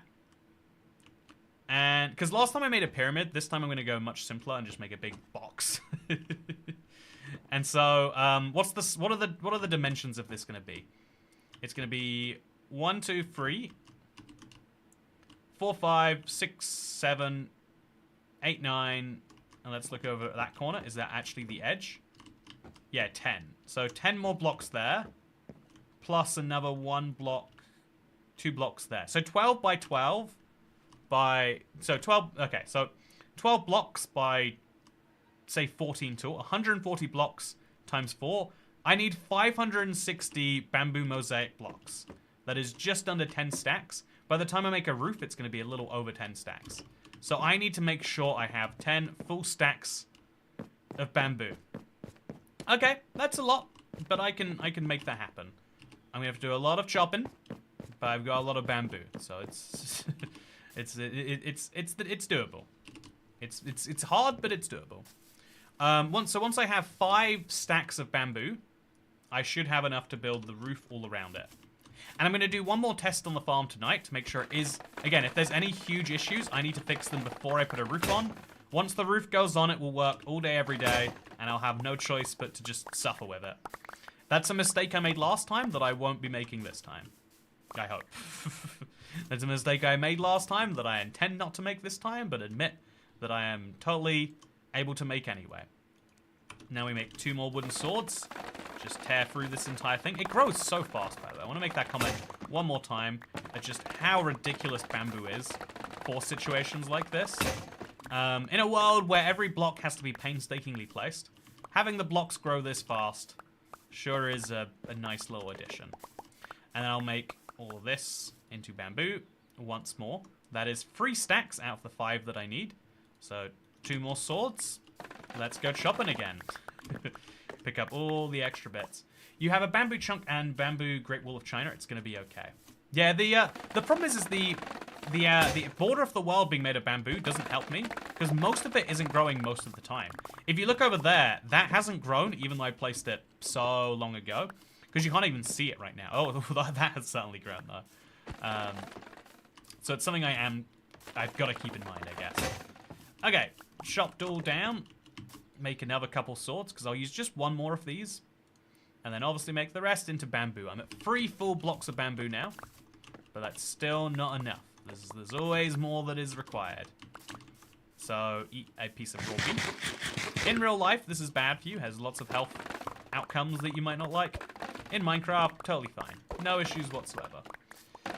Did he deliberately put the panda there? No, but it is actually a perfect fit, isn't it? I like that the panda is trapped. I hope he stays there forever. I hope I get more pandas in here. Because if you ever want a brown panda, there'd be no reason to want a brown panda. But it'd be nice to know that I had one sorted, you know? Also, make sure there's no extra blocks that are missing some bamboo. I think there are. I think I'm accidentally tearing them down every now and again. But just pick up the last of the stack. Nope, my inventory is full. So 56 more of these is still not enough. It's crazy because you always feel like you have too much. But actually, in this case, I'm still a little bit off. More than anything. So pick up all the little loose bits here and there. Look how fast it is growing around me. And now... Oh, that's all good. Let's turn these into stacks. 30 more. So this is now 4.5 stacks out of the 5 to 6 that I'm going to want to have. Okay, nice. Oh, I've still got more to pick up. Very, very nice if I do say so myself. If you break a hole in the center of the roof, the light should be enough to deactivate the farm. Should be is the problem. Yeah, it will deactivate some off the farm. So that is another part of the problem. Is you want a fully activated or deactivated farm. Right now the farm kind of runs based on daylight, right? And so after, how would it work then? I don't fully know is the answer. And it's a bit of a scary one. How is there a fox over there? Foxes aren't meant to spawn in this biome, I'm pretty sure. So, yeah, what we'd do is we'd end up shoveling here. Everything around this. And just making a specific area where foxes do spawn. And then later we'd carve it in and in and in. until eventually we have one chunk where foxes spawn. And then eventually we'll build that up, kind of like a sugarcane farm, but it's a fox killing farm. Is that humane? Yeah, humane is a sliding scale, I think most people find. So let's go kill some cows. Lots and lots of cows ready to kill. Should I kill this? I'm going to kill that zombie with a shovel too. I have a shovel collection that I'm building, and I feel like it's my duty to make sure that I do my best. Oh wait, where did your shovel go? You definitely had a shovel. Okay, never mind. All those things I said about liking shovels, I was lying. I was just trying to fit in, chat. I just figured that people would think I was cool, but instead they clearly do not. So I'm gonna go right back in now. To the heart, to the beating center. I'm going to see how that goes. So yeah, as you can see, it looks messy at the current moment, but it will look better soon. Although, I don't like that you won't be able to look at it from any real point once you box it in. It's a scary idea, but it is one we have to commit to, so it's fine, whatever. So, how's it going, mobs? Oh wait, here's what we do. We want mobs to spawn, so I walk around over here in a circle. It seems to have the best results, and so I do it just over and over again, kind of mnemonically. And then I put this there, and this there. I'll eat the beef when I feel like I've walked around for long enough. There's nothing that can spawn behind me, thankfully. And there's nothing that is spawning in front of me besides the occasional zombie. Although there's not much up there, is there? There's like a zombie? Am I too far away from it, maybe? Yeah, so that mob spawned squarely in front of me. Let's wait until we see a mob spawning, like, at the back there somewhere. And then we can say it's definitely good. But yeah, let's just, come over here, fellas. Come over. Lovely to see you all. Love the amount of rotten flesh I have, but could do with a little more. Maybe a piece of iron or something like that. I am going to make a quick run for my chest room. Because I've got too much garbage. So let's just raw beef, eat it up, jump inside here. There's a creeper spawning at the edge of the world now. Not my problem, or at least I don't want it to be my problem. And so, button in here, string in here, pork chop in here, that in there, and then let's just go right back out. I just want to have some inventory space, because there's always weird stuff that you get to pick up. Like, I think it's odd, but it is a thing that happens, that you can pick up armor with bizarre enchantments. And so, we'll see if we get any of those. Yeah, so, anything? Nothing is spawning. So just confirm, looking around me, nothing is spawning on each side. Yeah, there's just nothing happening today. Is Minecraft okay? This is a risk that happens sometimes in Minecraft, right? In this world. Sometimes everything breaks. I don't think that's happened. Oh no, there's mobs there. Okay. So they spawned at the very close side, which makes me think that was probably a bit too far away. So I want to be a little bit closer to here, I think. And also I want to make sure I shoot the skeleton through the wall. Just shoot in the foot. Take the arrow, take the bow. And come back through here. Let's see if we have any zombies yet. Yeah, there's something bizarre about how it's functioning right now.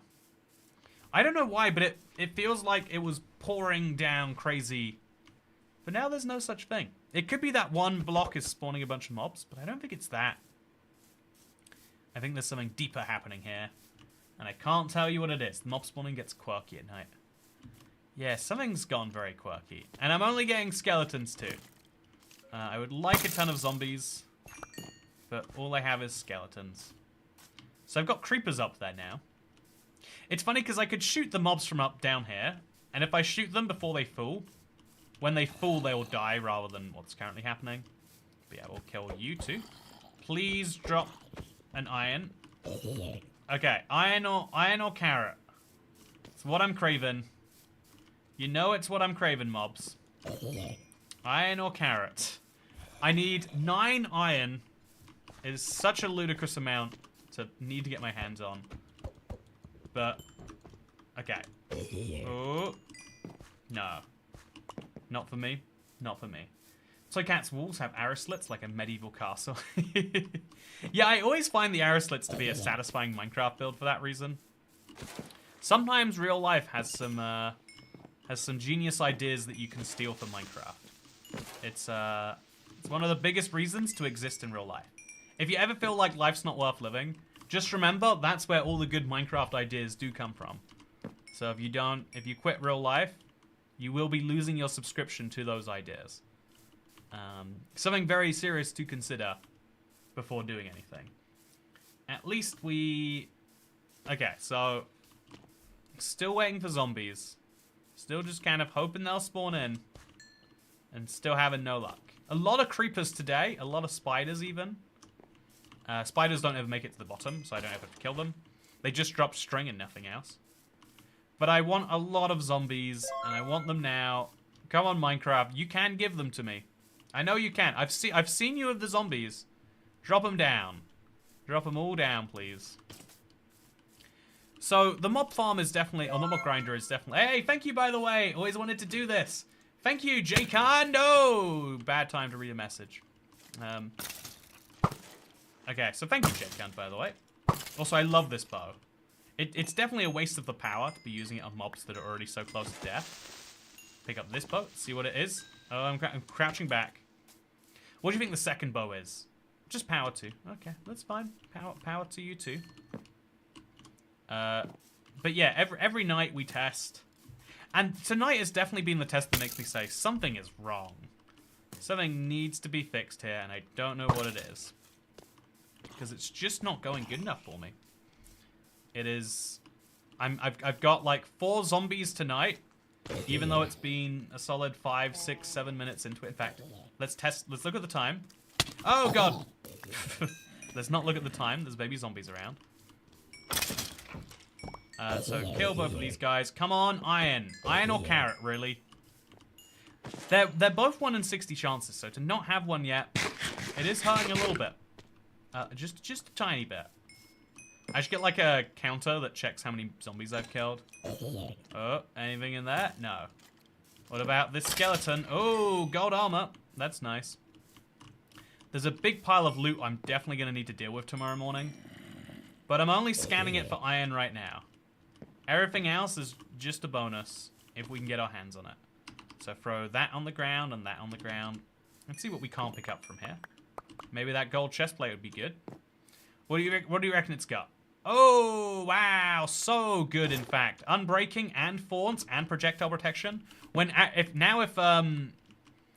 skeletons try to shoot me, they die. I love that. That is exactly what should happen to skeletons who try to shoot me. I'm not going to sleep for the first night. Okay. Chat, I want to see... I've never actually done this since the day counter came in. What's the exact moment where the day counter goes from 59 to 60? I've never, again, done a precise check because I've never needed to. But this will be my first time where I do. So, keep an eye on the day counter. It'll be fun to see. Speaking of fun to see, lots and lots of zombies for me. Any carrots? Any iron in there?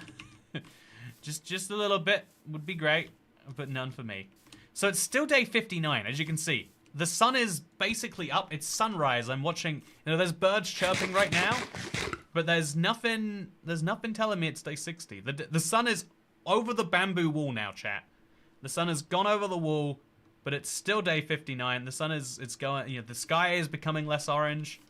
The sunset has happened, but still it's day 59. Maybe days only pass when you sleep. No, I know it's not true. Hey, 60! So it's about there. It's quite high up in the sky that has to get, just as a useful point of comparison for anyone watching this who wanted to know. So now we're going to drop a few garbage items on the ground so we can pick up enchanted things. And also gunpowder and string. It's kind of useful, and so I'm going to go for it. I think tomorrow it might be fun to try and get, like, enemies by this. It might be more useful. Because there's slightly fewer, like, there are mob spawning blocks back there that maybe are messing it up. But yeah, 60 days, chat. We did it. 60 days. 60 days. Bro, anyone told you built like Google Docs? Man, I wish someone would tell me I was built like Google Docs. It would make me so happy.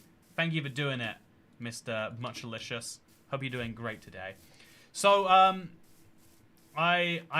really pleased with 60 days, chat. That is 10 hours of Minecraft if you slept every single night, you know, perfectly, which we have not done. But still, it's a minimum 10-hour commitment is the kind of fun part of that. I built up some really decent supplies of things now. Like, look at my... where is my bow collection? Look at my bow collection. I've got all these weird enchanted bows. I'm starting to build up a serious collection of armor and everything else. And as you can see, the rotten flesh collection is growing, which means that I am overdue a carrot drop, or really just an iron drop or something. I got really good luck early on, and I guess the game is punishing me for it now. And, yeah, bamboo mosaic slabs just aren't going to be useful right now. So let's put them over there. Now, let's commit to doing the weird part of this idea, and let's build the wall on this side.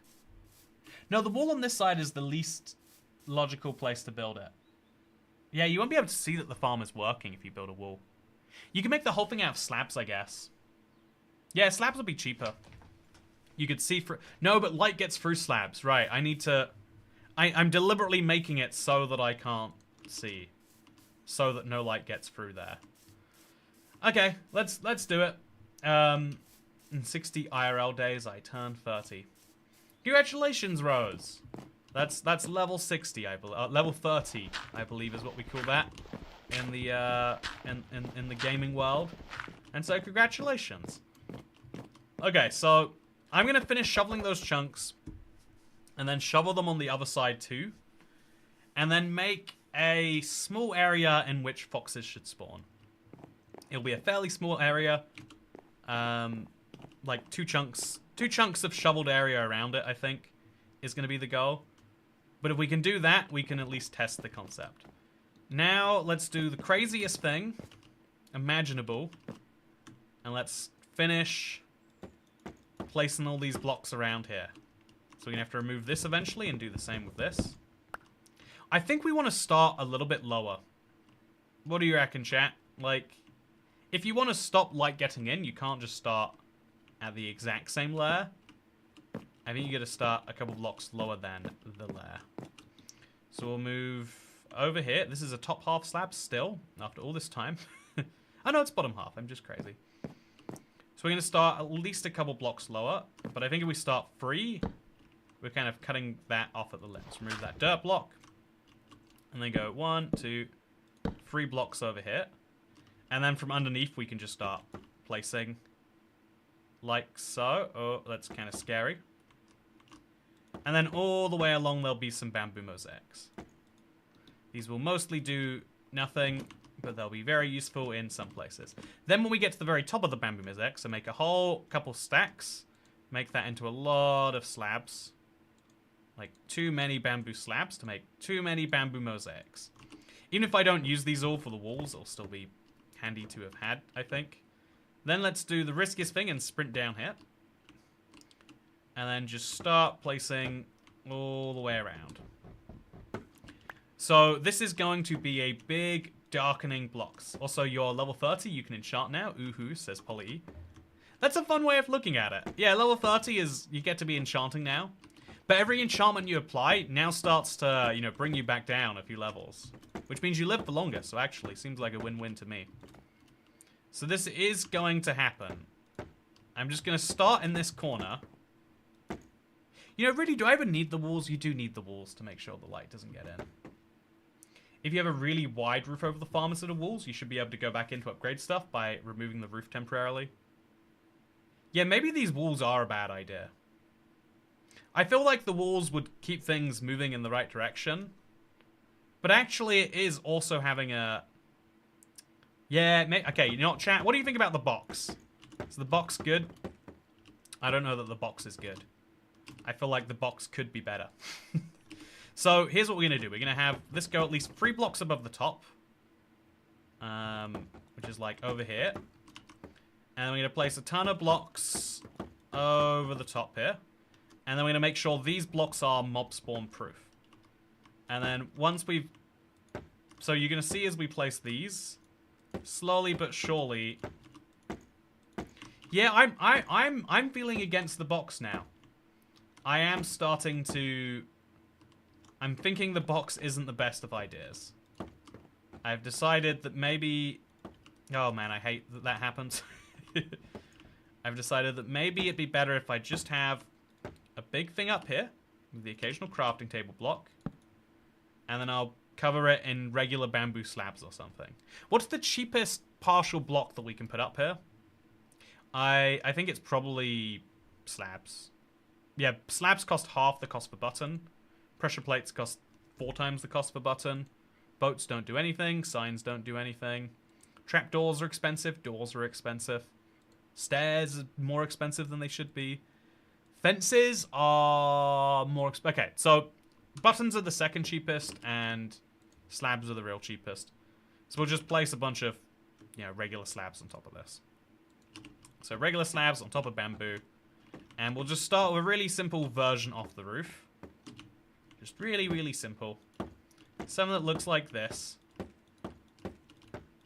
And we can later start turning it into something more serious. But right now, it functions. And also right now, no mobs will be able to spawn on it. Make sure it still has the space below it. I'm pretty sure we do. I think it's only 15 blocks from the edge for roof-only mob spawning. Yeah, I made a big pyramid edge last time, but we could just build way over. We'd make an area that's darker than we probably want to, but that way the box doesn't need to go on there, and we can see if mobs are spawning, and it's got some nice benefits, I guess. So, yeah, let's just go for it. We'll start with the bare minimum inside. Oh, it's so scary falling off here. And then we'll move outwards as we go. This is the hardest bit to get moving, I guess, so it's the one I'm glad we did first. But let's now, look at that gap there, that is scary. But let's now just say, whoopsie to this wall. And then go down, and then see if it has, so it's got some amount of darkness effect already, which is handy. And also we can, oh yeah, this is all very strange. Everything we've got going on here has lots of downsides. Let's just remove all of these besides the wall. And now these will function as ways for me to get up and down. Yeah, I'll leave this up there as a ladder, actually. I'll place a ladder on the side of this. And now it serves a function, chat. The function is ladder. Ladder is the function. So that's a scary block down there too. I feel like I should remove that for future me. I think I would appreciate that. Let's just put a block there. Any block, just a random slab. Something to prevent this being a catastrophe is something that would go down quite well with me. And then we'll put another trapdoor in there somewhere. Yeah, this is just kind of scary to look at for too long. But now we just quickly confirm that there is in fact darkness, and also we'll make some ladders. Ladders are cheap, so we can just do them from here. So stick. 3 ladders. Yeah, 3 ladders is fine for now. 1, 2, 3. As you can see, there is a tiny bit of darkness achieved. Every layer out we make this, the more effective it gets. I'm really enjoying 1.20.5 so far. How about you all? Too bad I have to go thousands of blocks for wolves. I still need to get the wolves in my Let's Play world. I think the problem was I did it as a speedrun rather than my Let's Play world, and now I'm like, I've done it. Why would I do it again? But I think I need to commit to just doing it again. As hard as that is for me to believe. So yeah, I've got a lot of blocks I need to remove around there, to be honest. And I've got all of this I've got to remove too. I've got to have a whole day of just destroying blocks, it seems. I'm gonna sleep tonight. I'm not gonna run the farm another day. I'm gonna run the farm another night after tonight. Because I think I've only got to just do a bit more shoveling. I think keeping variety in this world is important, and so even though it's crucial that I get some mobs farmed, it's also crucial that I feel excited about doing it. And so if I want to finish these blocks for just that tiny bit of efficiency, I think that is what I should do for myself. So let's make a silly number of wooden shovels. We can do this, of course, by making some bamboo planks. And then maybe making some... Oh, I'm all out of oak planks. It finally happened. We said it wouldn't, but it did. Wooden shovel. I'm all out. That's crazy. Very crazy. By the way, 61 days survived now, chat. 61. We're starting to get to the point where you don't even count anymore. Just like with experience levels, what's the point in having more than like 50, 60? You know, that we get into the point where it's almost rude to start counting. But count is what we'll do regardless. Yeah, so the thank you very much, by the way, Hannah. I am glad that you think the progress is looking good. And also, I'm sorry for not having done this earlier, Internet. I know it's been right here. It's been on the should be done list forever. But now it's going on the is being done list. You're welcome. I think your future me quote makes me feel better about procrastinating. That's what, every time you procrastinate, you're just making it future use problem. And honestly, I say this a lot, but there is a real good defense of procrastinating in the adult world, which is a lot of the time when you make things future use problem, someone stops caring about it. Sometimes that doesn't happen, and like, you know, it goes quite disastrously the opposite way. But there are too many problems in life that can genuinely just be ignored. A lot of life relies on you taking the initiative to not ignore things, and that's great for people who sometimes do just do precisely that. So now we have all the tools to make 9 more shovels. I've got to be careful. I've got to start crafting with the controller. I always craft something I don't want to if I try to craft with keyboard and mouse. There we go. Plenty of these. And now I'm going to just start shoveling out this area here. It's not going to be within the bamboo. You know, there is some danger in that. But by shoveling out here, I'm now going to be able to... I'm not going to have any chunk boundaries in this. So we'll just dig these blocks here. I'm going to be able to stop mobs from spawning on the right here, which means more mobs will spawn where I want them to, which means I'll get more foxes, and more death will happen, which is always the end goal. Should I just kill the pigs with a bow? Chat, this is a silly use of a powerful bow, but you've got to admit, it's a fun use, right? It's a very satisfying use. I think the foxes will be especially useful. Yeah, while I'm shoveling this, and you know, there's gonna be a bit of time spent on that. While we're shoveling this anyway, now I have a fun thing to do with all the animals and especially foxes we run across. So first things first, I don't know how I didn't do this immediately. Finish shoveling this corner. It's important. I don't know why it's not done already. Do you feel old, Toy Cat? I'm 31 now, but still feel young. Little me would have thought I was old though. You know, little you would have been rude then, Flackjack. No, I think it is weird because I have this, I reflect every now and then, Flapjack, about like, am I old now? If I'd have spoken to me 10 years ago, I'd have been like, wow, look at you, like, full adult. I remember thinking, like, yeah, I'm never gonna be like a true full adult, like what with like a job and like, you know, like a girlfriend and like what things to, like all of that just seemed so ridiculous that it wasn't even worth thinking about. And I'm, you know, like in a good way, you know, if such a thing can be said to exist. But yeah, I smell a lot of oil, by the way. Hope that's okay. But yeah, I think the weird thing about aging is that your perception of what it means to age also changes. Like, the scary thing is that every year that you grow up a year, everyone you know is also aging a year. And if you don't internalize that correctly, then you'll just assume like, oh yeah, now people these days are doing all these weird things that I haven't enjoyed in 10 years. And it's like, the reason you haven't enjoyed it in 10 years is because you haven't been a teenager for 10 years, and this is a thing enjoyed primarily by teenagers. It's, I don't know, the dumbest version of this is people who think, like, music is getting so much worse. Because it's like, yeah, it used to be so much better, like, 10 years ago. It's like, no, you were just less jaded 10 years ago.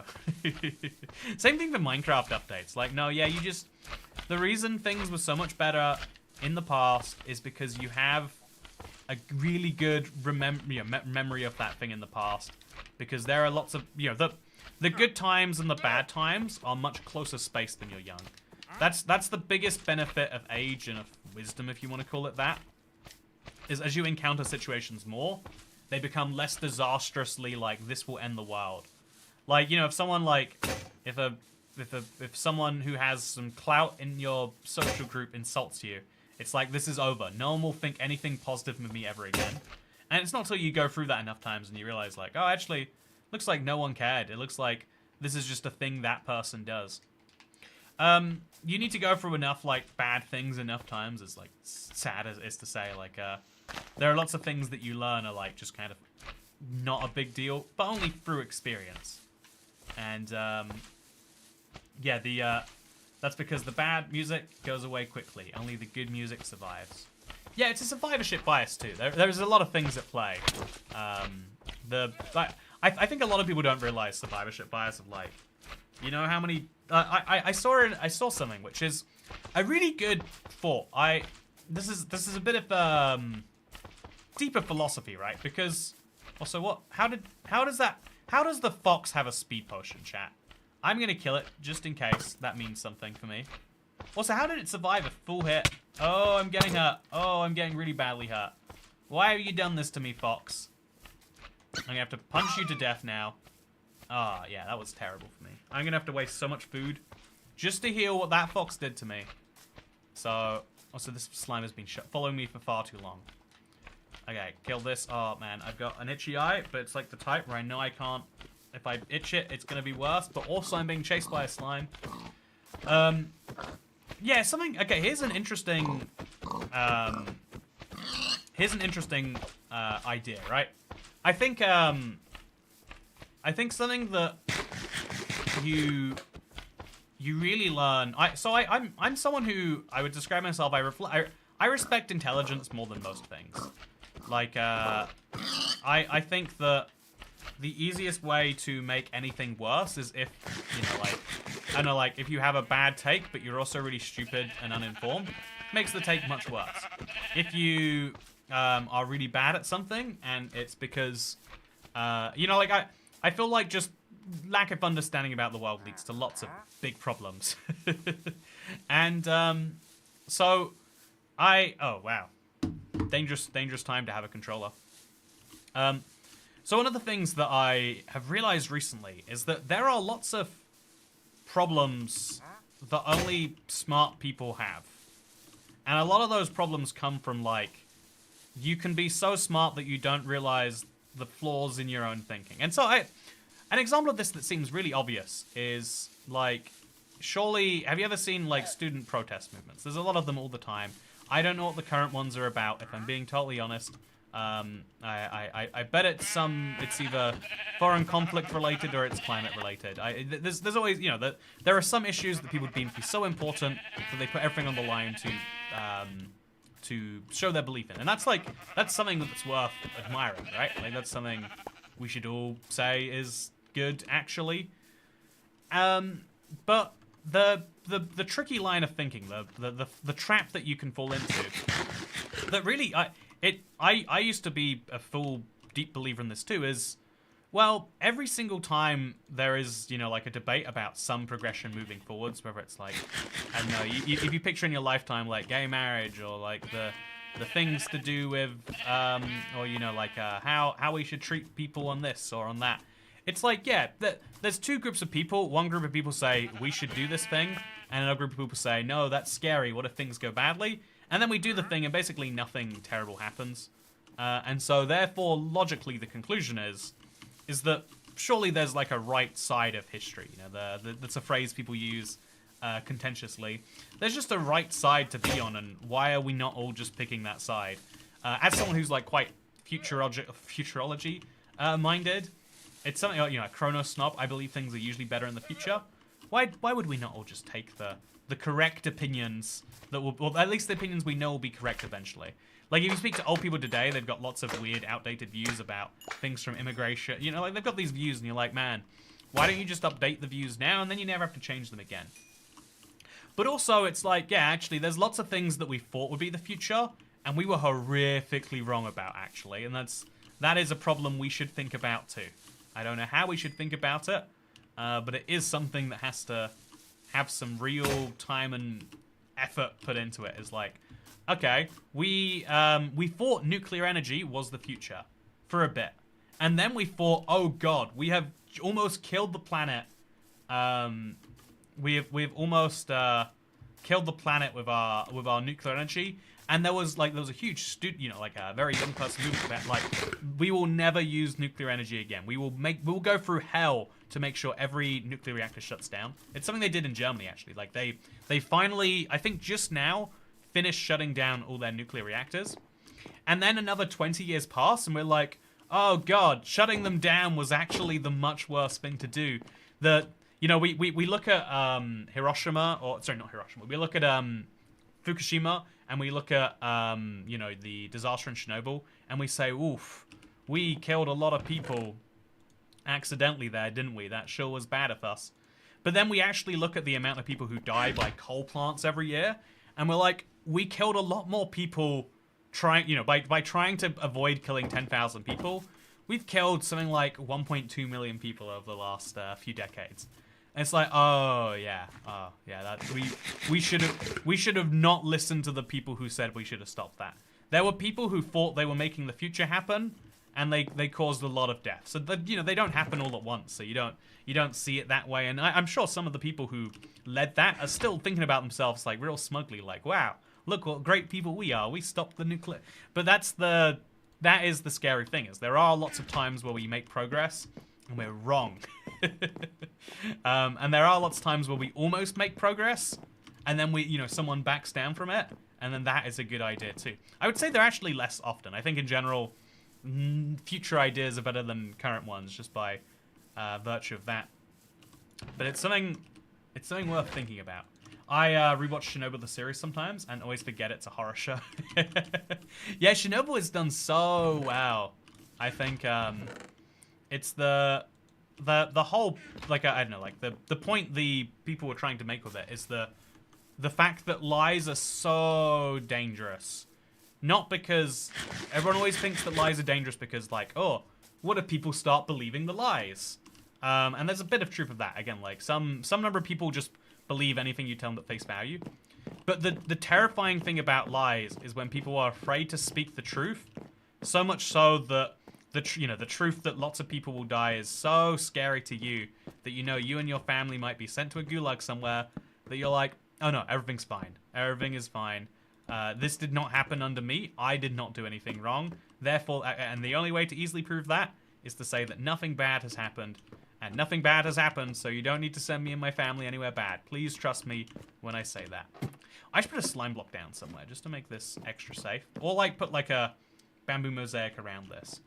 Why is Toycat pathing his outside perimeter? I want to make sure that foxes spawn only in certain areas. And so I can start killing them more actively. Same with other mobs really, but specifically for foxes. Also, I think I should finish making this, like the lines on it, just to make it a bit more consistent. So that's gonna be the pathing goals for tomorrow. Also, I've got to start chopping down some wood again. It's sad, but it must be done. So let's make sure that it is done. Or I can just use bamboo for everything. Bamboo is so effective that why would I want to use anything else? Let's use that logic and let's stick with it. So shovel time. Let's go. Lots of shovels for me. And use those shovels to do all of this stuff here. Fun fact, the Russian word for good is pronounced horosho. Oh, I can't read Cyrillic, but yeah, wow. That is fun. I guess that's why horror does so well in Russia, you would assume. I don't know for sure that it is. Maybe horror does terribly in Russia. Okay, so this needs to be dug out. Actually, does it? No, this is the end of a chunk, so it doesn't. And I'm just going to make sure that these lines go perfectly around the edge, just for the sake of symmetry, chat. I think that appearances do sort of matter. That's one of those things that I used to really strongly hold the opinion of, like, the appearances are the dumbest thing that people are concerned about on a day-to-day basis. The amount of time that we spend as a civilization, like, focusing on how we appear to others. And, some of those things make sense. Like, I guess the things that you are most sensitive to or most caring about, you can notice, like, okay, if you really like, if you like people with long hair, you probably care that they wash the hair. If you like people, or, that they make it unknotted or whatever the case may be. There's lots of things that probably matter that you're sensitive to that you're like, okay, that makes some sense. But really, why is it that as a collective, we put so much effort into something that is genuinely visual only? The to put this in modern day terms when you want to describe something you don't like, is we spend the amount of money that could feed hundreds of people. Really, I guess we're probably like hundreds of millions of people, and we spend it on things that will make you look slightly different for 24 hours or less. And even worse than that, we spend a lot of money on products that have no proven benefit, but they make you feel better about how you look. And so, if you ever look into a lot of beauty products, they've got very, very questionable efficacy rates in there. But yeah, I think it seems dumb, and it's something that I used to just think like, yeah, this is one of the dumbest things that we do as a civilization. One day, the progress will go the other way on it. But actually, that's one of those opinions I'm kind of changing as I age. It's like, yeah, actually, there are quite a few things. A lot of people like. One, society kind of sees you. For better or for worse. Definitely for worse, but for better or for worse, society does see you by the version of yourself that you put into the world, and so you get to decide what the world what the world sees as their first impression. If you want to pick it as something negative, it's something you get to do. But also, how many people want to do that? Next time there's a trader, someone super chat the milk bucket thing. It doesn't work on Bedrock, sadly. Wiser Pluto. It's a really cool tip. I like it, but it does not work. Not showering is usually due to depression or other mental health issues. Used to struggle with that. But the point behind that is, I guess, to say is that I think the reason that it matters in the greater abstract, right? The reason that anyone cares about that stuff is it is, it can be indicative of like, okay, if someone, who is more likely to be someone that you can also, can you put a slime block down on buttons when you fall on them? No, you place a block above the buttons, right? Oh no, you might have to shift place it actually. Yeah, I'm guessing you'd have to shift. Yeah, I think I would have to. Just to confirm. I want to place a button. Yeah, I've got to like, in midair do that. Okay, thank you. Might save my life, Shadow Dragon. If it does, I will be thanking you a lot. I'll be pulling up this super chat, and we'll all be having a collective praise Shadow Dragon moment. Hopefully we don't need one of those. But just so you know, it's on the table. It's on the table. So yeah, we're shoveling up this entire area outside the perimeter for fox spawning related reasons. It's all going to be worthwhile when it's all shoveled in. You can trust me when I say that. Milk bucket does work. I've done it before on Bedrock. Really? Have they changed that? Oh, that'd be exciting. You're 100% sure? 8% chance for a milk bucket is way better than the chance for an iron ingot 3 times. So wait until it's nighttime and then spend a whole evening doing stuff and then come back to the Wandering Trader and try and kill him as he's drinking the bucket. Is that what you're saying is the best thing to do? I mean, worst case, I'm getting 2 leads, so I'm not... Yeah, I'll take those risks. I think the reason that we have, like, all these outward indicators in society is because, when you don't know somebody, you have literally nothing to go on. The scariest thing that I think a lot of people struggle with is like, yeah, the outward world is just cruel and uncaring. The outward world does look at you and sometimes entices you in before revealing like, haha, this was all just a trick so I could get something from you. And so, like having anything to go on, any tiny little indicator of like, is this person, like what do I know about this person beforehand is really, really handy on that level. And so I think one of the things that we conflate this with, the dangerous thing that we mix up in there is like, oh yeah, well if someone looks good, then they must be trustworthy. It's called the, I think it's called the halo effect. It's one of the most terrifying things about humans. We find like defendants to be guilty more often of the time if they are unattractive versus if they are, it's a, when we talk about privilege in the world, I say, we can say this a million times and it can be controversial all of those times if you want it to be. But the biggest privilege that you can have in actual society is being attractive or not. It doesn't matter about your gender or anything else. The biggest individual bonus you get is like if people, If people deem you to be attractive, then that is a big boon for you. And if they deem you to be unattractive, you will have extra difficulties in your life. There's not a lot else going on there. Also, it's embarrassing to say I don't shower enough, and that's why it's called a mental disorder, says Bowser. And then someone says, mental health disorder is not an excuse to stank like an MF. And see, that's exactly where the disagreement is, right? Like, it's like if everyone understands perfectly why it is that you're doing what you're doing, your actions look perfectly reasonable. But to someone who doesn't understand your actions, you know, like, I guess the way to put this best is, like, if you like someone, you can reason that pretty much any of their actions are good and fine and valid things to do. But when you don't like someone, should I just start killing foxes? I think that's what we're just gonna start doing. I'll get a little bit of experience, and more importantly, I'll kill the foxes so more of them can spawn, and more of those might have emeralds in their mouth. And so as you can see, we'll get slightly more foxes now that we've holed out that area. But ideally, we could make them happen even more than this. So, yep, great stuff with the fox. But yeah, I remember a Tom Scott video where he said you like to be me because I'm a British white male.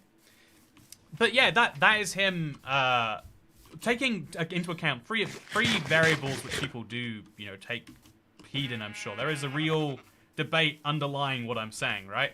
But the far more important thing is, like, if you look at someone, you can immediately be like, oh yeah, are they trustworthy or not?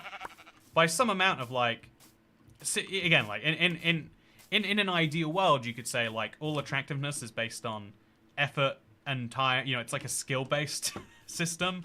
And so if you, like, put skill into being outwardly friendly looking, then people would trust you, etc. The way the system actually works, in my experience, is, like, you get a lot of boosts in your genetics. Maybe your skin is really good by default, or your this is really good by default. You get some little bonuses, but you still have to, like, work around all the things you didn't. And there are some people who just look perfectly naturally good all the time, every time, and those are the really dangerous people, you know, because you have no way of knowing what they're actually thinking or doing or feeling or anything else like that. But the most people you can look at and you can be like, should I trust them? And a terrible substitute. So what we do as humans is when you don't know the answer to a question, you substitute it with a question you do know the answer to. It's a bit of a problem. It's something you've got to do because it's better to have a bad answer to a question than no answer to a question, like, you know, evolutionarily speaking. But we replace the question of, is this person someone we can trust, with you know, does this look like a person who can fulfill their obligations, or does this look like a person who other people would trust? And as a society, we do that by that. Tell us some truths, British white male. You know, as a British white male, let me tell you. No, I think I also think that would be Tom Scott also downplaying, not just, like, I don't know if he would be conventionally attractive or not. I'm not a good judge of that. But he's also misjudging the fact that one of the other big deciding factors in when people will trust you is, you know, he's kind of playing it off. A lot of people do this. Like, they play off their actual privileges by talking about the societally popular ones. You know, the fact that you have a skin color a certain way. You know, the amount of melanin in my skin. You know, it's because, you know, people will say, like, oh yeah, it doesn't matter how actually white you are. Like, it doesn't matter that your grandparents, you know, your grandparents are immigrants from Sri Lanka and Ireland. Like, it doesn't matter about that. What matters is that you have white pigment to your skin tone. And so it's like, okay, that's an interesting argument. And so using that as a, like, oh yeah, this is why I am doing so well, is a great way to have people be like, yeah, makes sense, I guess, and brush it off in the background. But the actual big privilege that you have if you are a Tom Scott-sized person is, like, yeah, you have notoriety. You have enough people who have heard something you've said that they can confirm previously to be true. That if you hear a random person on the street say something, who knows if they're telling the truth or if they're out to get you. Whereas if this person who has said lots of things previously that are true says something, why are there no mobs, by the way? I find a good voice can carry you far. Yeah, that is another point too. A lot of people value someone that they can understand. I think there's a surprising amount that so I have to learn how to do a certain, like, style of talking here for YouTube, and it's really handy for lots of social circumstances. Saying something and being confident in what you're saying, even if that's just your opinion, is something that's also important. Why is there a random hole in my fence here? Also, why was there only 2 mobs? You stop being Asian when you shave your facial hair. That's true. My South Asianness all faded away in that one moment. What is happening here, chat? How have I had 3 mobs? Is it the roof? There can't be mobs spawning on the roof. Is something going... Yeah, something feels like it's wrong. But yeah, there are some underlying things which will actually lead to your position being helped. Being, you know, like I would say the biggest ones are being attractive and like having some amount of notoriety. So that even means like, yeah, if you're like the school principal, or even like it used to be when police officers were more universally respected. Being a police officer meant like, oh yeah, people take your word to mean something. The modern day equivalent of that might be like, you know, the principal of a school, the head teacher. You just kind of trust what they're saying a bit more because they have this position that they've built up. So there's like status, notoriety, like you know, there are all these things which are much more effective. But the problem that these are more controversial and like kind of less spoken about is because a lot of these, they have some variable that is earned versus not. We would prefer to talk about the variables that aren't earned for 2 reasons. If you talk about them because you're trying to downplay that you have them, you know, a la the Tom Scotts, many other people off the world. I'm not going to say that it's just him specifically. But if you want to downplay your own success, it's really useful to be like, oh, it's just a random thing I was born with. You know, it's like a useful thing that way. But also if there's a certain amount of something that is earned, you know, like a certain amount of being a head teacher is going to school for it and studying hard and doing the right things, then it becomes less of a, like, oh, this is some random variable that people use to judge you or not, and starts being like, oh yeah, people judge you on your past actions, which is something that you would not like to believe if you would like to believe in a predetermined world. Because the reality is we don't live in a predetermined world where based on your, at least we haven't in a long time, where based on some random pieces of genetics when you're born, you will have a very good or very bad life. We haven't lived in a world like that for a bit, I would like to believe at least. But that isn't to say that those things don't have an effect on you. Those things have a slight effect. But we don't like to talk in nuance. We like to say, oh yeah, it's all this or it's all not this.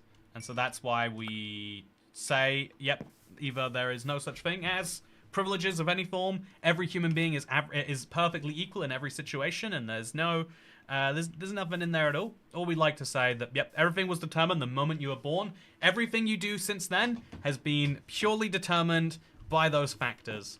And like I don't know, I just think it's weird that we say it that way, because I think it's a scary worldview. Even if it wasn't true, right? It'd be nice to believe that you could have an impact on the world, because agency is like important. If there's anything I've learned from playing video games, the worst moments in video games are where you feel like something bad is happening to you and there's nothing. Oh, I shouldn't be wasting my shield. When you feel like something bad is happening to you in a video game and there's nothing you can do about it, it wasn't your fault, that feels terrible. Whereas even if you just feel like you're making a difference, you know, like Mass Effect has those branching path stories where they kind of pretend like you're making decisions, but no matter what you do, it leads you to the same place. That still feels better than just the game being like, make a decision. No, you made the wrong decision. I feel like games do that sometimes. Like, right and wrong decisions feels bad. Having real impact feels good. Hot privileges for real, though, says Darren Hughes. Okay. Oh, no, gotta not be crouching here. Already just not being here at all, I guess. So, but yeah, I'm good to see you by Darren Hughes. Mobs seem stuck up there. Yeah, maybe the trapdoors at the bottom aren't functioning effectively right now or something. There's gotta be something happening. Oh, no! Ooh, thank God that happened in time. Could have gone badly for me. So that witch is going to represent a very serious problem for me. Unless I go in there right now. This is what I'm going to do, chat. I'm going to come in from this angle. I'm going to kill the witch from the top here. Oh, no. Not what I wanted. Not what I wanted at all. Oh, that's the worst. That was a really good direct hit. So nighttime is about to end. I'm going to leave all these items and mobs spawned in. Or items and... I'm just going to leave that stuff spawned in. And we're going to go to the Wandering Trader. I assume that the Wandering Trader doesn't despawn based on distance, and he's still hanging out over here. Yes, he is. But there was no zombie for him to have to drink an invisibility potion for. So he didn't do it. Okay, so that's something we have to do tomorrow night, for sure. He's not going to drink a... He didn't drink invisibility, and so he's not going to drink a milk bucket. And so we don't need to worry about it. So now let's go to sleep. Sleep from day 62 all the way into day 63. We're definitely slowing down on the day progress today to have this whole thing come together. But I think it's worthwhile. Okay, so we're going to have to do a lot of eating. And I think I'm going to shovel while I eat, if only for the sake that it's a lot safer. A slime could still come in and murder me while I'm not thinking about it. But I think that would be better for my well-being than anything else. And I'll eat rotten flesh just because save the real food for something else. So now, let's just actually measure. This is 784. At 7,800, this is where I want to remove a block and have the chunk boundary be. So now we can actually have this go all the way around. And then at 7,816, this is where the next chunk ends too. So then we're going to shovel this way a little bit. But before we shovel that way a bit, we have to shovel all of this. And just slowly we'll have a little fox farm start to form. Slowly but surely we'll get there, chat. Slowly but surely. So now we have to dig in the correct block for this, which is right here, I guess. Just dig it in. And then we'll do the same just over here. And now we've done that, we can shovel the rest of that. And so today, I want to make sure I get my hands on a... Yeah, I'm going to bring a bed out here, actually. I'll just kill 3 sheep. Should be easy to do. And I'll kill 3 sheep while I'm out. And then that should mean... Yeah, that'll be just fine. So, I think a fox farm says... Man, the number of people in chat who are excited for a fox farm, just saying, I'm worried about the number of you... I thought it was weird when people were telling me I shouldn't be killing foxes. Now I think it's weird how many people are telling me I should be killing them. Maybe I'm just learning that I'm unhappy no matter what. Maybe that's a valuable lesson to learn too. But I'm just saying, feeling some weird things about your opinions on the fox in the chat. Got some weird vibes going on from it. So now let's make a bed. Just keep it over here, I guess. Do do do do do do do do do do do. Thank you, Darren Hughes, for gifting 5 memberships. Appreciate the tip right there. Can the enchanted bow be repaired like you do with shovels? Sadly not. If you repair a bow, you lose the enchantment. I don't think it should be that way, but it's because you have to spend the experience at an anvil, but I can't get an anvil, and so I just have to suck it up. There's a short, long story short there. Okay, so let's get a few more bamboo sticks so we can turn these into regular sticks. It's an easy thing to do, and so I will do precisely that. Sticks plus sticks equals big stack of sticks. And then we start making shovels. I have a lot of food I need to go unload. But, and let's go heal some pigs first, actually. Oh, I need to make, I'll combine these shovels together first. And then these shovels too. And then make a sword. And then let's make a bow too. Just, you know, even out the inventory. And then we have to go kill some pigs where we can. I'm still very big on making sure we get as much food as possible. And just so that I can have long sessions of killing and not have to stress about it too much. The fox farm is happening, by the way, chat. So this has to go out another at least 2 chunks. So if it's at 816 right now, it's going to go all the way out to 832. At 832, we'll have a little divot in here, and it'll go all the way out to 848. So this is the size of the area that we're going to be shoveling. It's a little big, some would say. Some might say that. But the effort won't be lost. And then once we've done this, we'll start shoveling out the area over here too. So from here it goes from -1 all the way out to -16. So this is the size of the area we've got to start with. But even once we've done this, you got to keep in mind we've got to then surround it on the other side at a bare minimum. Because 32 blocks being the minimum distance to keep mobs from spawning might feel right, but I'm not sure if it'll be right. We'll have to, again, test and confirm.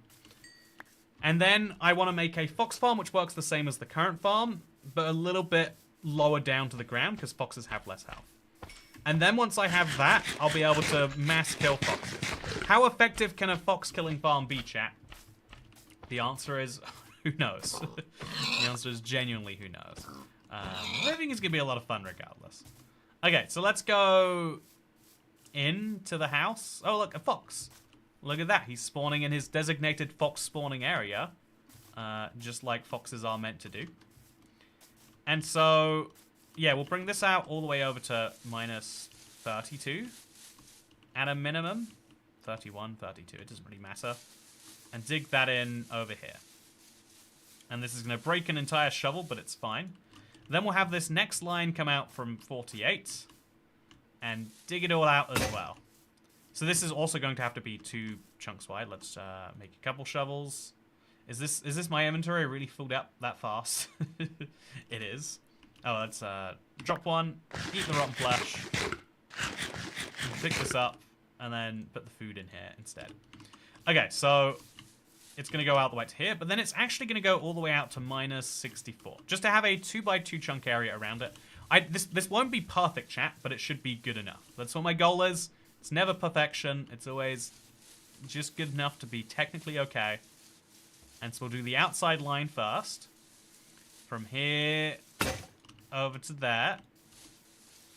And in case you're curious as to why I'm doing this before I pick up the iron, part of it is because apparently we have a way to potentially get iron. I trust Dazed and Confused. Yay, 63 Whoa, username. Thank you. 63 days indeed. I am feeling very good about the number of days we got on here. This is hardcore, and so I think quite regularly about, like, what if I just die? What if that happens? Am I, like, prepared for that in any way? And the answer is no. The answer is not in the slightest. But I'm glad it hasn't happened. That's promising. You know, that's always good behavior. So we'll just place this in the ground somewhere. We can always put a button on it later. In fact, let's put the button on it now. Let's do future me a favor. I'm always doing the opposite of favors for future me. But let's just put a button down there. Lovely. Now we're going to make 2 more shovels. My inventory is very filled, so 1 more shovel. And now you can see the area that we need to shovel out. But once we do that, we'll have a specific mob spawning area. Although even then, I need to work out where I'm going. I might need to have 2 of these, actually, just temporarily. Yeah, I think it'd be better to have 2 for a bit. Because then I can run from one to the other, and when I'm killing mobs in one, the other one should spawn mobs. Yeah, that might be something that's something I should be considering, actually. Is having 2 of these areas. So 1 chunk over there, maybe, and then 1 chunk, like, 2 chunks over from it. Man, I have not thought about this at all. This is, yeah, if I'm standing in a chunk killing the mobs won't spawn there. So when I stand over here to kill this cow, right, chat? As I do this, which I'm going to do right now. As I kill this cow, I am now spawning in a 24 block dead zone where no mobs will spawn. The closest mob a mob can spawn is by that chicken. And so if you want to do this safely, you have to have 2 areas where mobs can spawn and run from one to the other, but have them be spawned enough that, yeah, I think that's what we got to do. It's a bit of a weird one, but I think it's what we got to do. Prepared for the possibility, I suppose, but never completely prepared. Is anyone really ever prepared to die? Says Pat. I've been thinking about this a lot. I think a situation that I think I naturally fear is that moment where you're fully aware that you're about to die. Like, if you rode a motorcycle off a skyscraper, on the way down, you know there's nothing you can do to make this any better. So, what now? And do you want that last moment alive? Life is a beautiful thing, some would say. Do you want that last moment of life to be spent going, ugh, why did I do this? You know, like berating yourself? Or do you want that last moment to be like, okay, this is something cool. This is an experience that you literally get to live once. Let's see what it's like.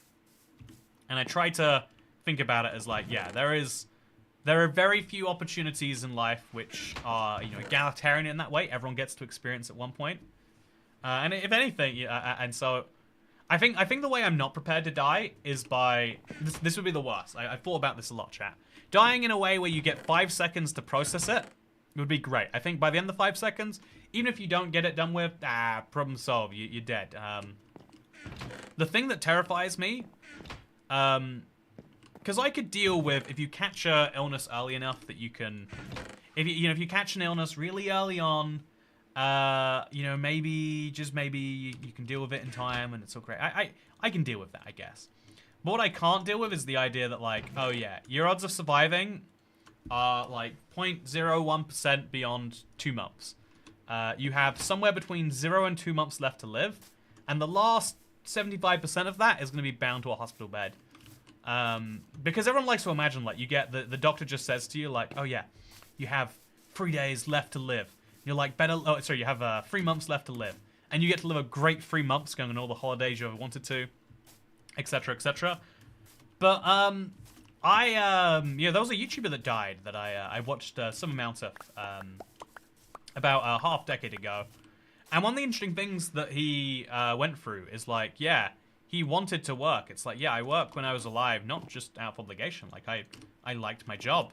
But it gets harder and harder to do that, and harder to do even the vacation-y stuff. And so it's like, yeah, actually, we imagine it being this way. Also, I think the Wandering Trader is gone. I think my opportunity for that 8% milk bucket has gone away. Or he's very good at being invisible because I can't see him, chat. Which of the two do you think it is? Do you think I missed my shot? Do you think I wasted it, chat? I think I wasted it. Right now, I'd be okay with dying. I don't have kids. I know my friend would take care of my pets. Do I want to live? Yo, yes. Oh, wow. There's a lot of mobs over there. And there's a baby zombie right here. Okay, so let's finish the baby zombie. Ideally without getting hit this many more times. He's just got so much health. We're going to kill a few mobs naturally, chat. If I get an iron ingot this way, I'd feel good about it. But then we'll go over to the mob farm. I don't think I have any Wandering Trader related reasons to be out here anymore. So I guess I just won't be. But yeah, or honestly, I could just like shovel this whole area up and then make this the fox spawning farm. Or make the fox farm above that. Because this is, yeah, we'll work it out. But yeah, I TB by any chance? Yeah, actually. Fun fact. Good guess. So the wild thing about the wild thing about like dying that way is you just like there's a clock coming at you that's gone way earlier, and I don't know. Whereas the other thing is just like, and that sucks because you don't get to prepare it. Like there's a lot of things. I wrote my will like a decade ago at this point. I think I updated it, like I updated some numbers and stuff. I haven't really like prepared anyone around me for me to die, or prepared myself to die in any meaningful way. Like there's a few videos that'll go up on the channel after I'm dead. But it'd be nice if like the plan is on the it's already sorted out on the 3rd channel. But after I die, like a 2 years after, some random videos will just pop up. That's exciting to me. I'm like I've got stuff like that sorted, right? I'd ideally have more than that. I wanna.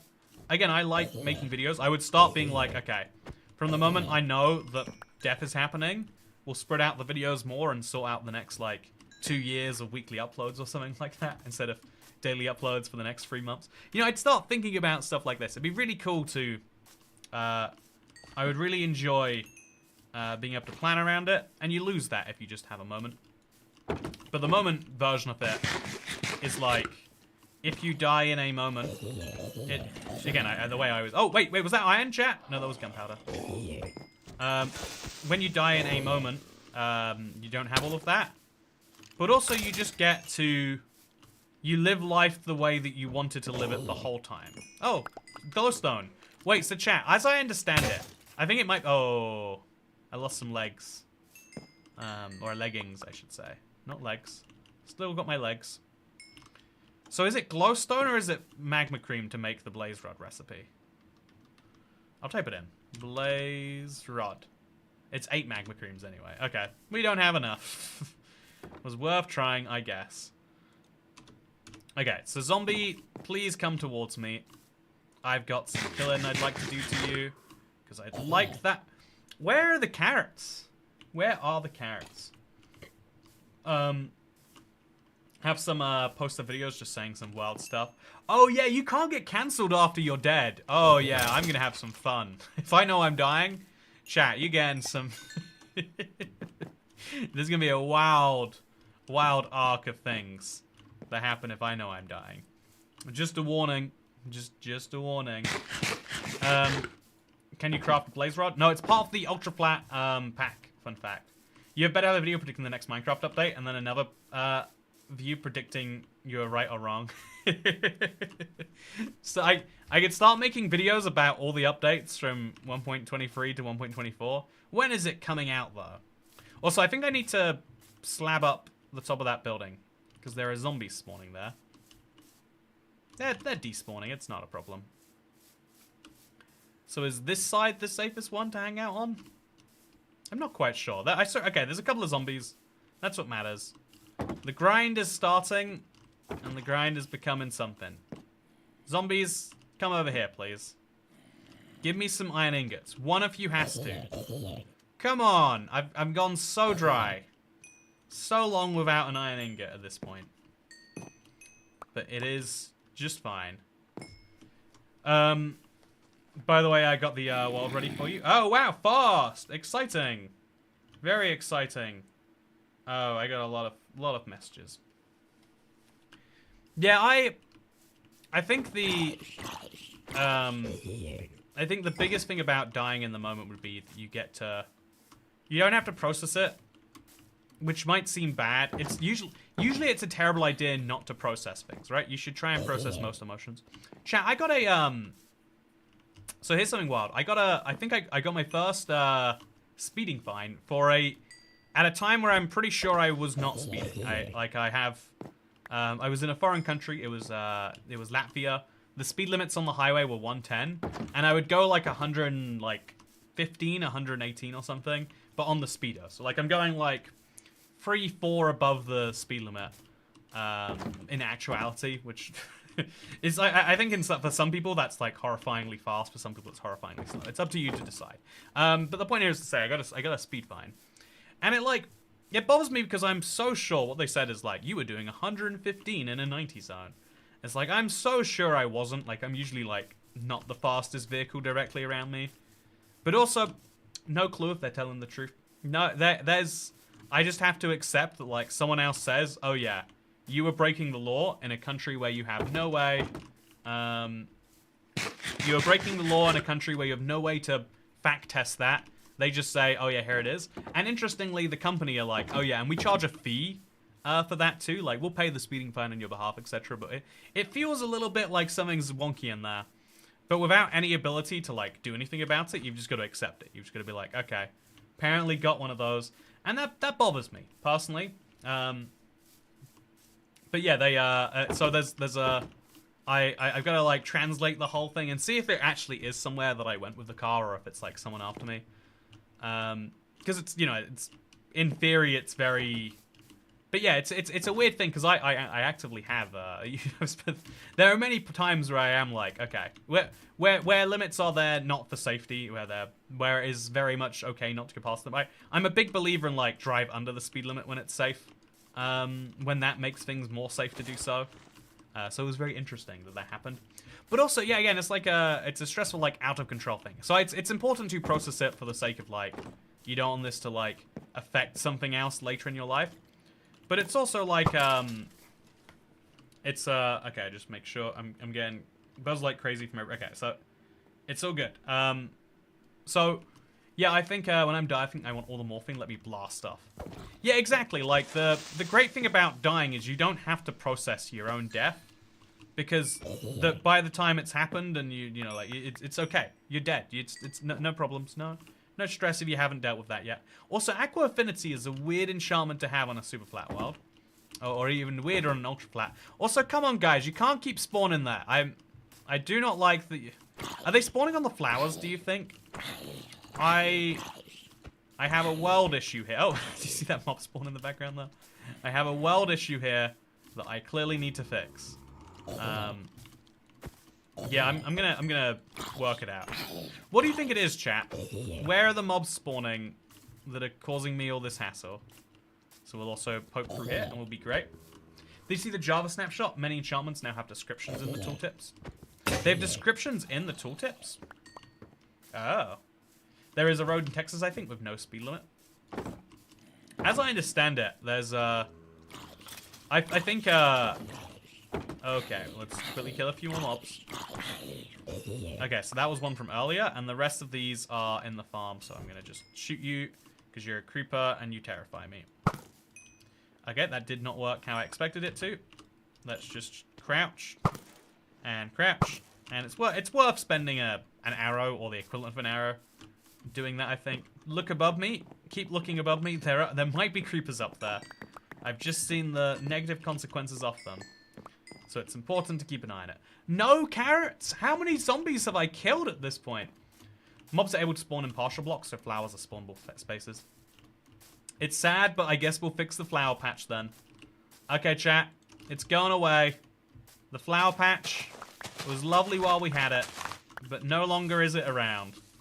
Yeah, I think that must have been the place they spawned. And then we can leave this be for now. That should be every other spawnable spot besides the top of my chest house.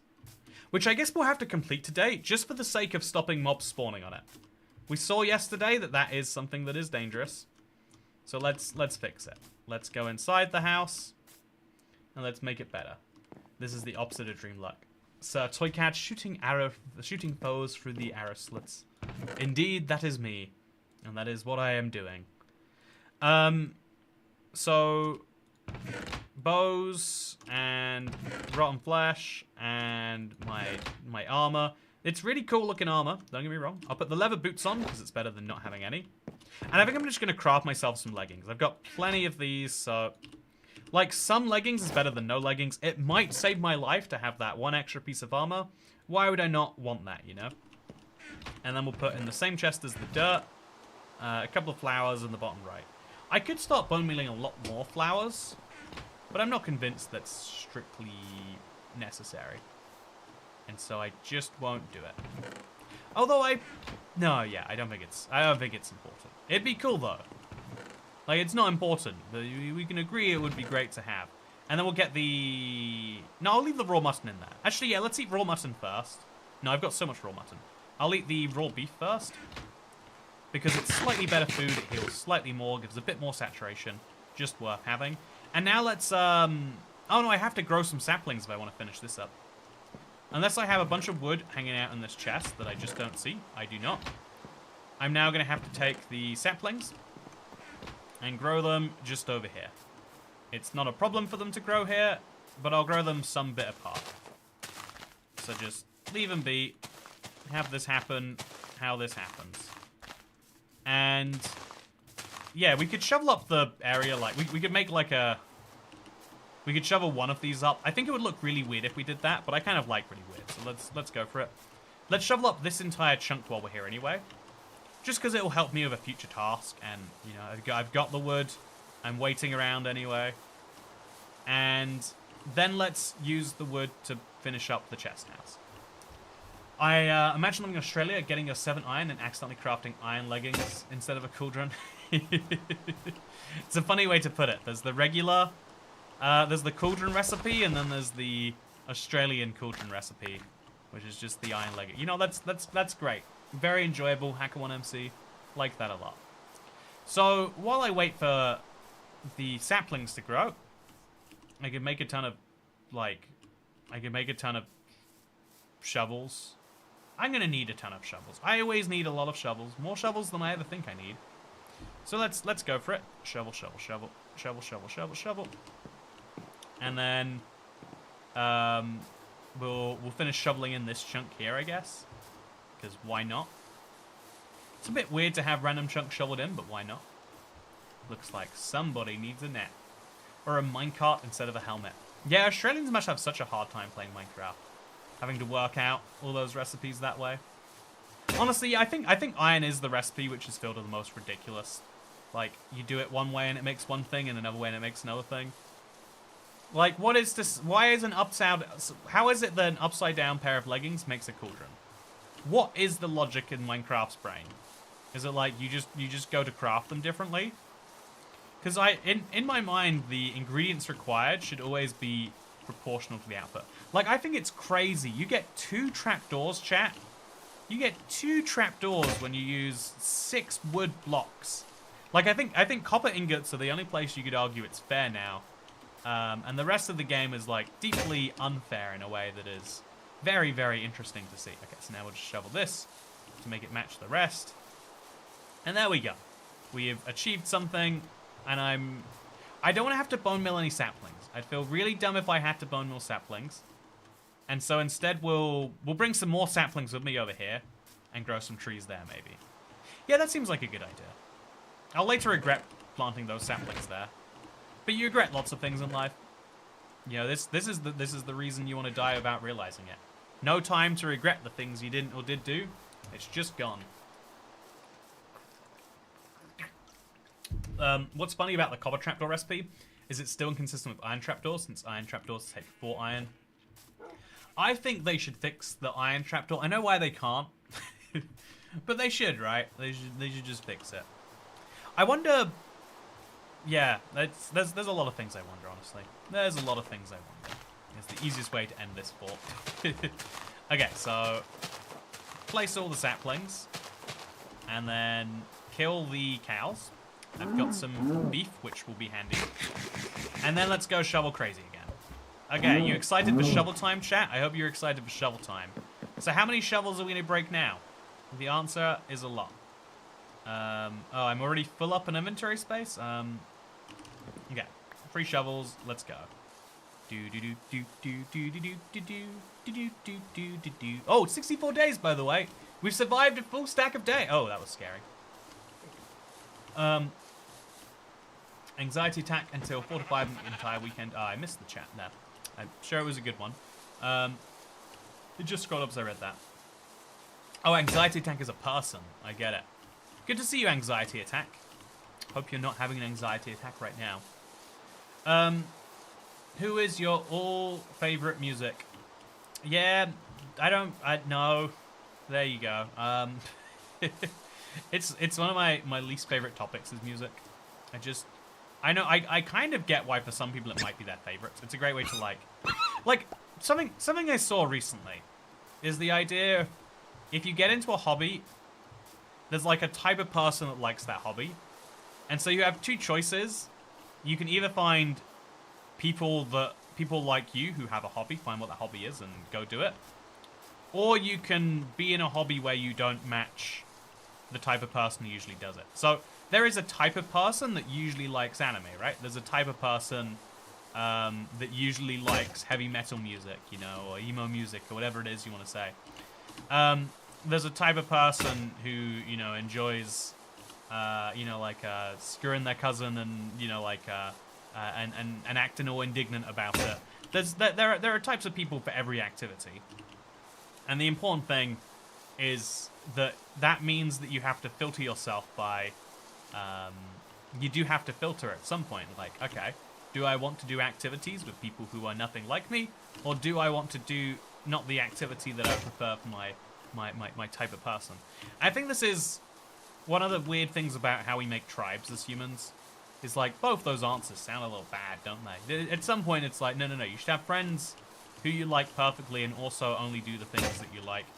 And that's I think is the reason why we settle on, even though there are so many cool things that you can do in a given day, you know? I think it's really hard to settle beyond, like, you know, let's go to the establishment that sells drinks and let's go buy a drink there. And I don't mean alcoholic drinks, like people buy coffee and bubble tea and all other sorts of varieties of the same thing. But the most popular thing you can do in the world is spend money or eat food or drink something. Eating food you can only do 3 times a day. Spending money you can only do as much as you have money. You know, really, really rich people are just like, oh yes, I just go shopping. It blows my mind. There are types of people. You know, it blew my mind that I watched you know, YouTube just recommends Mr. Beast interviews to everyone, right? And one of them was like, oh yeah, you know, we're going to Paris this weekend just for some shopping. It's like, man, that's a thing I've heard from other people. But like, yeah, that's the reason that you go to Europe, is like we have really good fashion here, and that is like it's our biggest export as a continent is fashion to the rest of the world. But it's like, but you know, we export it to the world too, right? I think something that is a problem for people who like traveling is like, yeah, basically anything that's good that exists in a country, unless it is really highly perishable or really locally skill set required. So services are a good example of this. Are like, you know, if you're really, really good, if you want really good sushi, it's quite hard to get that outside of Japan. It's all gonna be involved being frozen on some plane at some point, right? Like and you need to have like a really high grade sushi chef at the destination, which is like the type of. There are some things that are very, very hard to get outside of their home country, or at the very least are not hard, but it's rare enough that it becomes expensive. Or there are things. Also, speaking of Mr. Beast, for some reason my school has a Mr. Beast burger shop. The school's got to cash in, you know. You can't be expecting your school to function as a charity. They've got to make money somehow. KMB. Europe's all-time biggest export is language. Yeah, that's a good point too. Or maybe people, you could say. Like, 4 of the 6 continents on the planet are majority populated by Europeans. Isn't that wild? Like, I think for sure people are the biggest export we have on the continent, and that is a weird thing to say now that I do say it. If you shop as a hobby, you probably have 0 brain function. They go hand in hand, says anxiety attack. See, that's what I'm kind of saying about like what I was saying earlier about like the way that I kind of viewed like, I don't know, intelligence as being most people's most important asset, is because like, yeah, there are some things like that where it's like, what is there to do or enjoy? What is the, you know, like the, when people are on such a different plane of existence to you that they're just like, yes, the thing that is fun to me is all of the money that I spend time working for, making it go away. But at the same time, there is some version of that you enjoy. It might be splashing money on microtransactions in a game. It might be going to the casino. Even if you haven't done it yet, your brain would enjoy it. And you could then like criticize, you could then critique it and say, well, even if I enjoy it, I don't do it, and so I'm better that way. And it's like, every addiction is easier if you don't start. You can have some pride and like, you know, the reason I don't smoke, it's not because I really want to smoke and I don't. It's because I don't want to smoke because I never got into it. The reason that I don't want to do, you know, like, I don't want to inject myself with anything right now is not because I'm like so above the idea that I'm really smart and clever and know how to. It's because I've never done it. It's because, don't leave floating trees. Why not? But, yeah, I think that, I think it's really easy to get, like, to believe that you are morally superior. And I kind of, like, that's what I kind of say when I say, like, there are traps that work really well for smart people especially. If you just play on people's smartness, if you play to people's ego in just the right way, you can make them believe things that are quite dumb. And a lot of people in society take full advantage of this. You know, there are dumb brain things that, you know, you can see working. Like, I don't know, like, people make all sorts of things being like, oh yeah, only stupid people fall for this. But we don't say only smart people fall for this, even though there are a lot of things for what that is true. I saw something today that was, did you know, like, a way disproportionate amount of terrorists are like engineering graduates? They're smart people. They are incredibly intelligent people. And so you can conclude from this, like, talented, skilled people are more likely to believe in a broken ideology. You know, you can make some, like, link to, like, oh yeah, well then engineers are just dumb. I don't think that's true. I think engineers are, by and large, a very smart group. I think that being a part of that smart group makes you more likely to believe some other things about the world. Or maybe it just makes you, everyone has the same likelihood of having that same, you're not immune to propaganda, as they say. Yeah, I'm not immune to advertising. So this is the one that's hardest to admit, is being immune to advertising. I am not immune to advertising. I would like to be immune to advertising. But actually, there are lots of things I see in an ad, and I'm very aware, I'm like, oh yeah, I want to do this thing that I just saw advertised to me. And a part of that feels like you don't have free will. Part of that makes you feel... also, there's a difference between shopping for necessity and shopping because you wanted a 20th pair of shoes. You know, but then that's my point, right? It's like, even though I think I'm above the idea of shopping for 20 pairs of shoes, I think that would be a horrific life if I had the amount of time to get 20 pairs of shoes and I spent it getting 20 pairs of shoes instead of you know, like doing what I would actually enjoy of my time. Even though that feels horrific to me. Also, isn't it weird, by the way? I have 64 gigabytes of RAM, but if you look up there, Minecraft's only ever using like 2 gigs of it. Interesting. But yeah, even if something sounds horrific to me, it doesn't mean it is actually bad overall. This is a kind of common trap, I guess I would say. There are lots of traps out there waiting for you to fall into them, and one of them that I would, you know, I'll let the wolf kill the sheep. I've got 34 levels. I think I'm doing just fine. As a plastics engineering student, I can confirm that engineers are dumb. Okay, never mind. You know, I take back my whole point. It's not anything else. They're just stupid people. I love shopping. I love buying new clothes and shoes. I won't now though. Yeah, it's. I think it's fine to like things, right? It's the challenge is when you do something to a detriment. When you do something to the detriment of yourself, that's when it's a problem. So it's like if you have.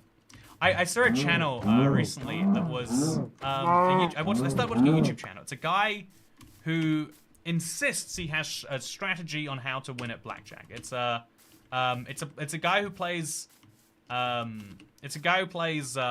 machines and spends like $10,000. I watched a video where he put $100,000 into a slot machine, and I believe it to be real. I don't know for sure. I'm not, you know, I don't have the insider information on whether it really is or isn't. But as best I understand it, there is a guy spending silly amounts of money on this. But in my opinion, you know, if I was to make a developed one, it is that there are not activities that are bad. It is that any activity is bad when you overdo it.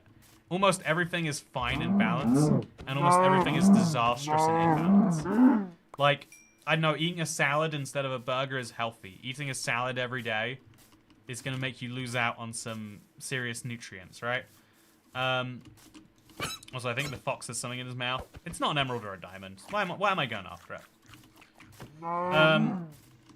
But yeah, I think there are lots of traps where you can be like, oh yeah, people who do this are just morally deficient. When in reality, it's like people who do this kind of just lost the thing. What's in store for Ultra Flat in 1.21, says KMB. You know what? Let's go to the point about how you're not immune to advertising, right? So let me advertise what's coming in 1.21 for Super Flat chat. I'm really excited about it. I've made a more accessible part of the Underflat, and it has a trial chamber as part of it now. I think it's a lot of fun. And so, yeah, that's what's coming for 1.21. You'll be able to get vaults. We're going to throw a few vaults around the map, just in different places. And so ideally, you'd be able to get a mace. I feel like Ultra Flat is the place where a mace would benefit you the most. Too Much for Good Thing is literally the plot to Frankenstein. Yeah, it's a valuable plot device, I would say. I would hope that that is the message you can take away. So, yeah, I think, do foxes drop diamonds in vanilla? They do not, sadly. Oh, what's he got in his mouth? Is that chicken? No, don't eat it. Don't eat it. Don't eat it. Oh, I might have wanted that. I didn't realize they'd eat the food in their mouth. Otherwise, I would have taken it for... No one can be immune from Ultra Flat advertising. So yeah, Ultra Flat is this map we're playing right now. It is one that I am very excited about all the time. There's a reason that I've poured, in the last week alone, just under 15 hours into this world. And it's because I love the challenge. I love the grind that it forces you to do, but the payoff when the grind finally goes well. Tonight, I'm going to get some of that payoff. I'm going to get my first iron and some carrot, and I'm going to use the carrot to make a farm. It's going to be a beautiful farm, let me tell you. But, yeah, I think that,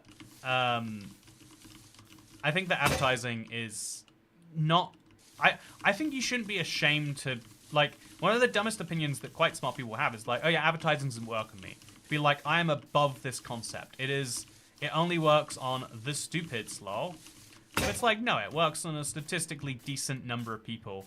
It's just the sort of advertising that works on you when you're smarter is different to the like, I don't know, the type of ad that people know is working on them is when a product says, oh, product is now available. It will cost $9.99 and it's got all these features.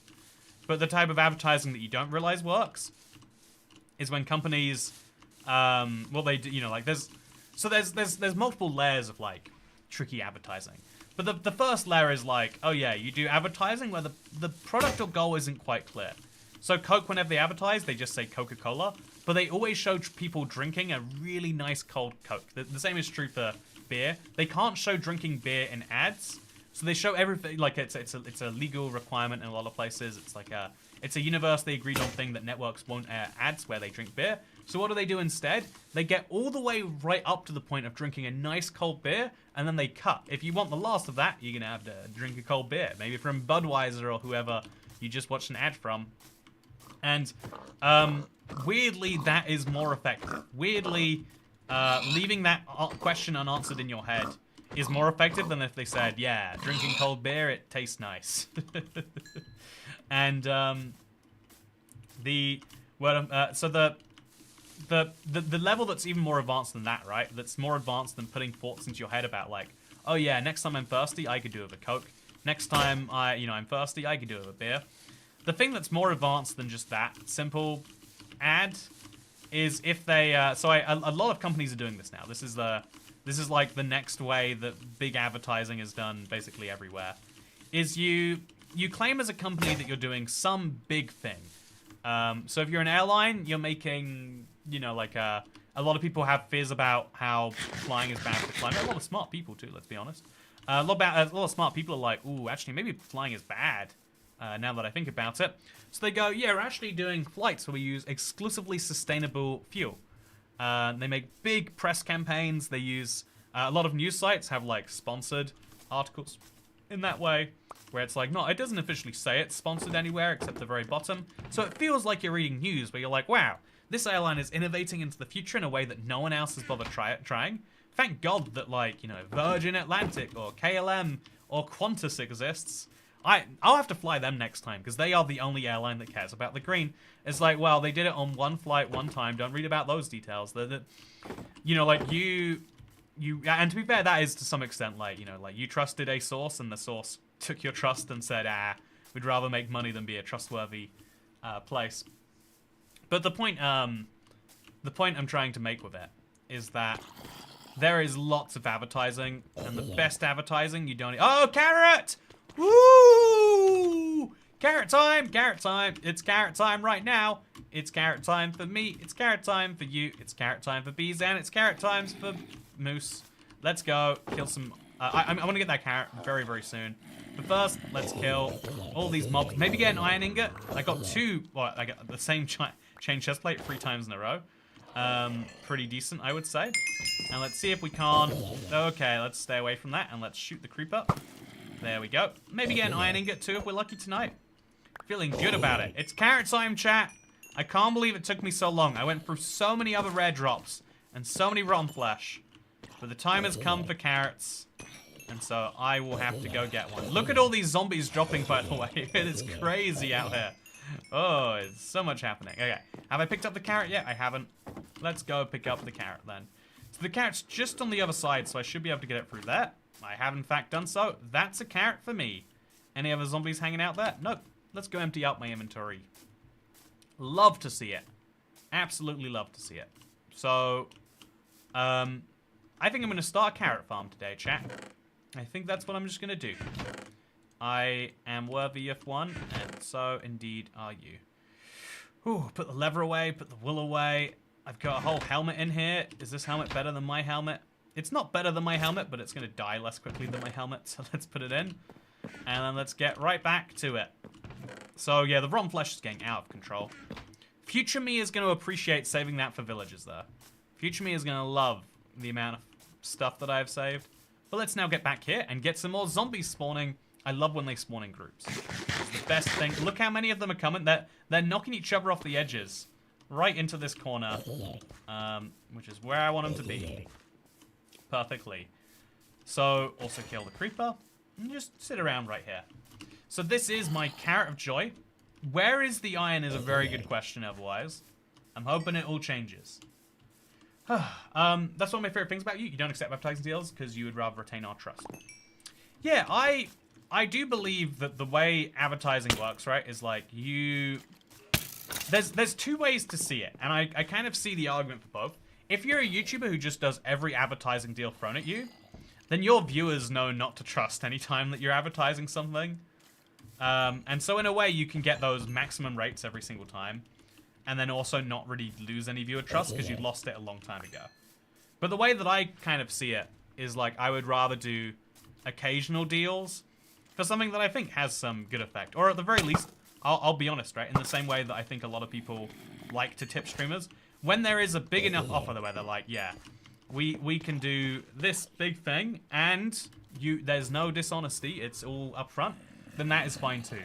I don't like any company that's like, yeah, we want you to lie for us, or you want to not disclose this, or there are companies literally saying like, we want you to break the law for this deal. It's like, I don't know how you got a lot of people to say yes to that, because I don't really know if I want to do that. Okay, so look how many I'm getting iron tonight, chat. There's no way I kill this many zombies and I don't get iron. I'm gonna have a lot of raw flesh, hopefully backed up with a little bit of iron. Okay, so just kill. Oh, look at that, a full set of armor. That is the dream right there. So come back in, eat some raw beef. Watching the RNG pop out carrots now. Watch the RNG pop out more carrots is basically what he's saying. Yeah, you know it's gonna happen. Now that I have no more need for carrots, I'm getting a second one. It's just a matter of fact. Also, come on, where is the iron? I'm tearing apart zombies like it's nothing. There's so many, by the way. But there's nothing here for me. Sadly. Okay, so we're just gonna shoot you. Oh, wow. Don't want to be breaking my shield. Please Thank you. do a really big thing without lying to me. Do a really big thing without lying to me. Chat, what do you think that means? Do a big thing without lying to me. Yeah, I think, yeah, I literally don't understand. I want to understand. I don't understand. I'm going to put the chain boots on. Slightly better than the level ones. So, yeah, getting that chain arm off my legs is going to be important. That's a nice upgrade. Could make a big difference. Honestly, it really could. So let's, I'm going to make a little corner of this house where the drops are going to go that I know I need later, but not right now. I'm going to use that space to pick up things like this. Unbreaking 2 bow. Don't mind if I do. I really need to get the leggings. I don't know where they are. Are they in my inventory right now? I don't think so. Let's go. I want to make an armor stand. Do you know how we make an armor stand, chat? I think we need stone slabs. Okay, I'm just going to sprint over. I'm going to regret this, but I'm just going to sprint. Let's go. Oh, okay. Did I pick up the leggings? There must have been leggings for me to get boots. Oh, hello. Don't shoot me. Perfect. There must have been. But yeah, I do not see any sign of them. Let's go to sleep tonight, I think. Let's go check it in tomorrow. Let's go check it tomorrow morning. Everything will be nice tomorrow morning. There'll be no problems tomorrow morning. And so let's wait until tomorrow morning. Ooh. Stone slabs, so you need cobble in a furnace. I never saw leggings. You know what? Maybe I'm crazy for seeing leggings. I'll accept that's possible. So, yeah, I think I have to do something with this bamboo mosaic. Either commit to building that roof. Should we commit to building the roof? Not now. Not today. I'll put the bamboo mosaic in here. Future me won't remember, so chat. Whenever I start building up there, someone remind me that I've placed this in here. Thank you very much. And now let's just go out. The mobs aren't necessarily dead. Oh, no, that's XP. They're not necessarily dead, but we'll just go check it. You usually can't get boots to drop without getting leggings to drop. But maybe I'm mixing something up in that. So now we'll pick up all of these things, and we'll drop this, and honestly that too. And honestly the lever's less important than... Okay, we'll drop the bow for the gold, and there we go. Okay, so today is going to be the day of finishing up this house. I think so. And also, I'm going to plant some crops. I want to do it a lot closer than the potato farm is. So I think maybe between this and the museum, but that's kind of messy too. How about just right here? Just have a carrot farm right in the middle. Because I want to have my big pond be like here. So I can have the carrot farm be just right in front of it. Yeah, I don't like that idea. Assuming that mobs don't spawn on carrots, actually. Might be a big assumption. But I do want it to be... yeah, that is actually, isn't it? Do mobs spawn on carrots? So, Cat, you place this over here. Thank you. Appreciate it a lot. So, yeah, this carrot needs to be planted ASAP, but I've got to decide where I'm planting carrots. Something I should have done last night, something I didn't do last night. Aqua Affinity, lots of gold helmets. I can combine these together, and then I'll have one full gold helmet, which genuinely sounds like a pretty decent deal. And then we'll put in the bows into here. I am really going to build up a huge store of stuff, it seems. And then we'll put the string away. And wow, look at the arrows I'm collecting. I might have to start storing some of the arrows just to prevent them from stacking up. 22 raw pork chops. I have really started to pile on everything. It's day 66, chat, and I am feeling wealthy beyond my wildest dreams in a way that definitely makes me excited. So, how do you get lava? Like the cobblestone or obsidian? Trading with the wandering trader. So getting that done real quick is important. Yeah, I think just putting some carrots down, like, over here would be fine. I think keeping the carrots, wheat, and potatoes separate is kind of weird. But yeah, they should be close together, but not perfectly close together. So right here, I'll just tear up some blocks. Or I won't even tear up blocks. I'll put down some dirt. Every time I want to place some more carrots, I'll grow them on some dirt. And now I've got a sustainable source of food. So I'll... Does this seem good? Oh, no, I think I'll leave a block above it. Yeah, let's have like a staircase. Okay, so I shouldn't have done that really with the block on it, but... I think I want to place 2 blocks in the sky. And then have some like stairs leading up here. And then I'll leave the block down below pathwayed, just because maybe future me has some value in that. I doubt that I do, but it's a nice idea, right? So we'll have bamboo go up here and over here. And then this way, slimes are less likely to make their way up here. It's not a huge concern, but this is going to be a very valuable source of everything. And so maybe it is a huge concern. Okay, let's jump inside. Pick up some dirt. Big pile. A couple of big piles, sure. And then... Ooh. How much bones should we commit to turning into bone meal for carrots? I think a lot. I think we want to go crazy on carrots. Because this is a food source. It's a pig thing solved. Like, there's so many problems that solve themselves all at the same time here. Let's do it. Let's do it. So I am hugily excited to have a carrot farm. Yeah, we'll just go 6 by 6, I think is the minimum we should end up with after all of this bone mealing. Let's see if that's true. Oh, 4 carrots. In America, I have reliable information that the heroin is fentanyl, the cocaine is fentanyl, the meth is fentanyl, but the pot probably isn't fentanyl. Be careful out there, kids. Shocked face, Speedy, thumbs up, heart. Something I think about quite a bit is like the way that, you know, like it's widely accepted for like a lot of communities in North America. Like, oh yeah, just you take a drug, might be this thing that's really easy to overdose on. And I think it's wild, like, you know, on the surface that seems like such an impossible fact. Like, oh yeah, if your drug dealer might just replace your drugs with another type of drug that might kill you. Hope he doesn't do that, lol.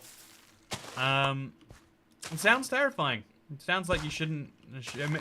It almost makes you feel like it's deliberately done so that, like, there's a reason for you not to do the drugs, which maybe lots of people don't want you to do.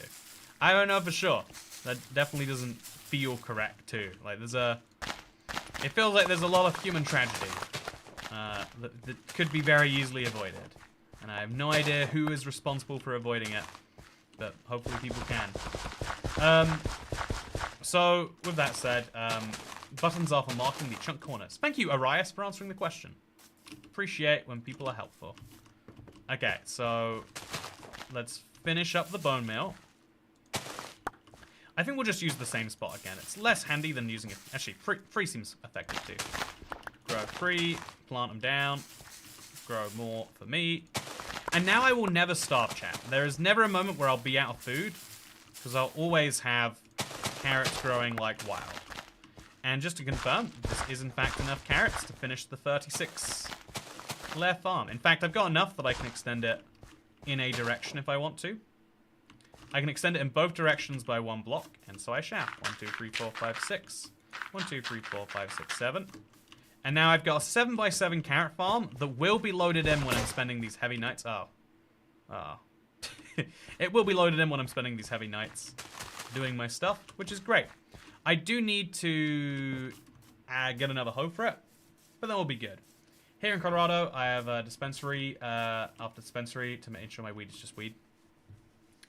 Yeah, some bits make it more addicting and not last as long, so you buy more often, and often for a higher price. See, there you go. There's the economics that starts to make sense to me. I feel like everything can be explained with a good economics question if someone just feels like doing so. But instead, people like kind of put the world out to be evil, so it's like, but I just want to know, like, why. I don't need to, it's okay, I'm sure there's really good reasons, like, why it's emotive, and why I need to talk about that. But then when you're done talking about the emotive reasons that you think it's happening and the underlying this, like, why would someone do that in general is the question I always have. And I love to hear an answer, so thank you, Vriggins Rally Girl. Appreciate it a lot. So, why do you need carrots when you have so much meat? So I do have, I do have a hoe, by the way. Whoops. So I do have so much meat, but it's only kind of a flaw of the fact that I've been spending so much time accidentally grinding for meat. I might end up with a meat farm, but the carrots are a slightly worse version of meat, but they'll be much easier to stack up to 64, and so I won't have to feel bad about eating a carrot here or there, in the same way that every time I'm eating beef, I bring myself closer to the brink of collapse. This is going to be very, very easy to farm, which is why I'm very, very happy to have it. So now I think it might be time to... No. Next project is going to have to be this, because this is spawning mobs which might be there as soon as tonight. So let's stop them being there tonight. Let's chop down the trees. And that trader despawns as Mark Barger. It's true, yeah, I wish I got something from that trader. An 8% chance does sound really far-fetched, but we are going for like a 1 in 120 chance, which is 0.8%.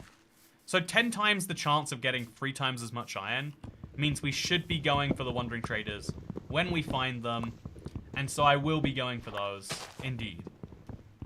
Tricky though it may be. Okay, so shop into here, get the tree going.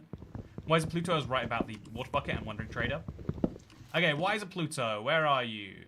Wiser Pluto. There is no Wiser Pluto in my chat. Is it the all chat, live chat difference thing? I'm looking for you. Where are you, Wiser Pluto?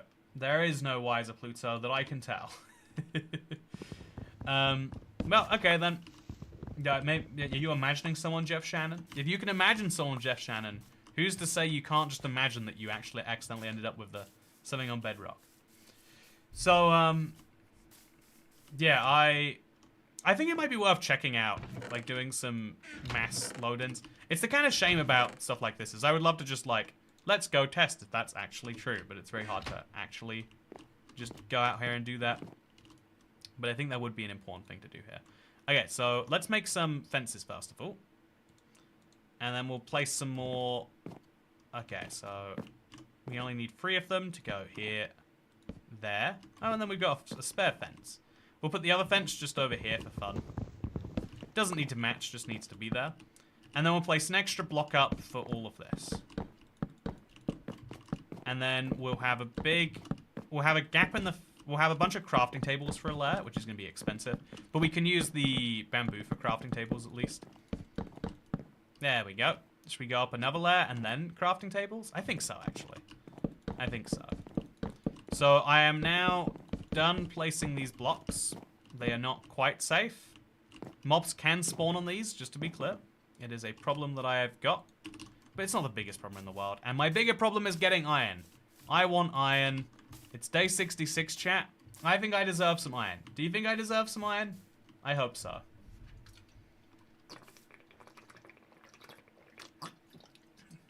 You have to one-hit KO the Wandering Trader when he drinks the bucket. So he needs to be damaged before you try a wooden sword. Yeah, you need to be damaging him before... You're right, yeah. You need to damage him a bunch in the day, wait till he's about to drink the bucket, and then go for it. Iron is in your future, Toy Cat, says Mark Barger. You know, I hope that you're a future-tician. That's a really...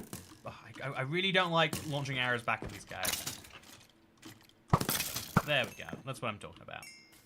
I love how long this infinity bow has been lasting, by the way. Getting this with Unbreaking was incredible. The only thing better would be if it somehow came with mending, but I don't think mobs can drop mending tools.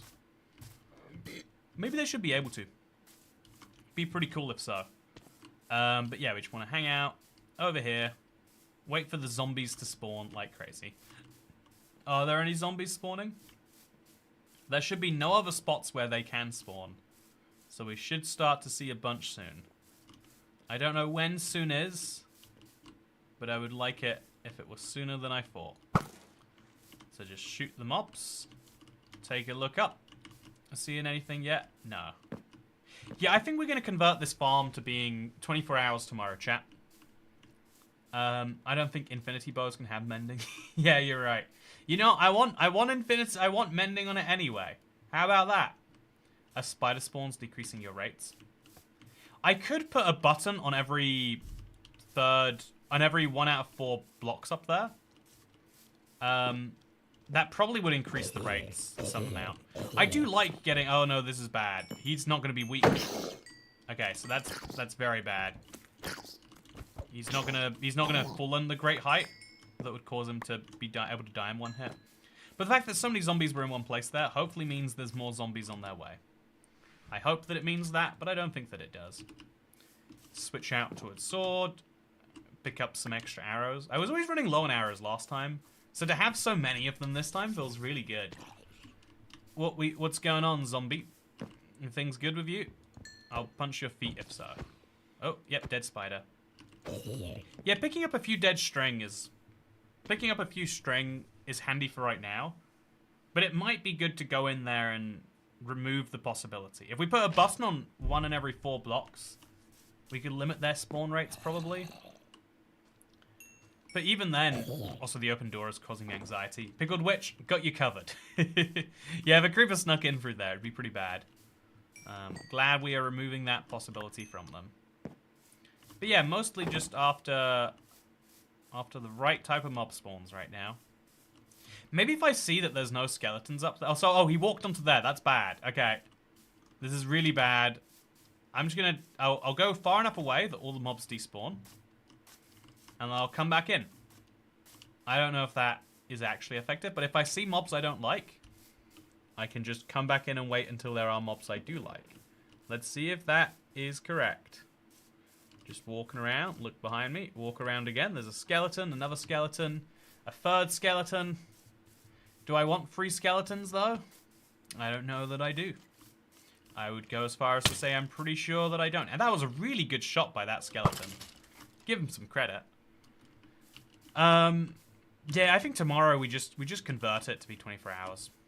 Let's wake up and do that immediately. Do I have a lot of inventory space? They've got enough. Let's do it, chat. Tomorrow's the day. It's a big one. Let's do it. According to my macroeconomics class, if you can kill 30 zombies in the time it takes you to kill 1, trade it properly, then it's better to roll your odds of zombies. Marginal cost.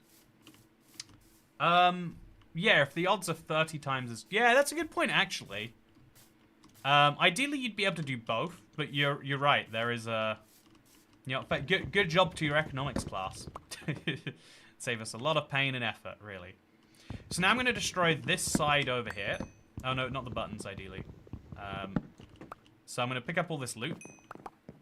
There's not been iron in so long. It's been such a dry patch of it. I'm starting to forget that iron is a drop that zombies even have, chat. I had one so early on, and never again. I don't know if I want to be working up there while it's raining, because it might start thundering, and then the thunder might lead to my death. But it'll be fine. It's supposed to rain for 3 days straight here, starting today. That's amateur. The number of times you look at the weather forecast in the UK, and it's like, yeah, next 7 days it's raining. I'm shocked that other parts of the world are like, oh, rain. What a weird thing. What an ominous sign. It's like, rain was an ominous sign.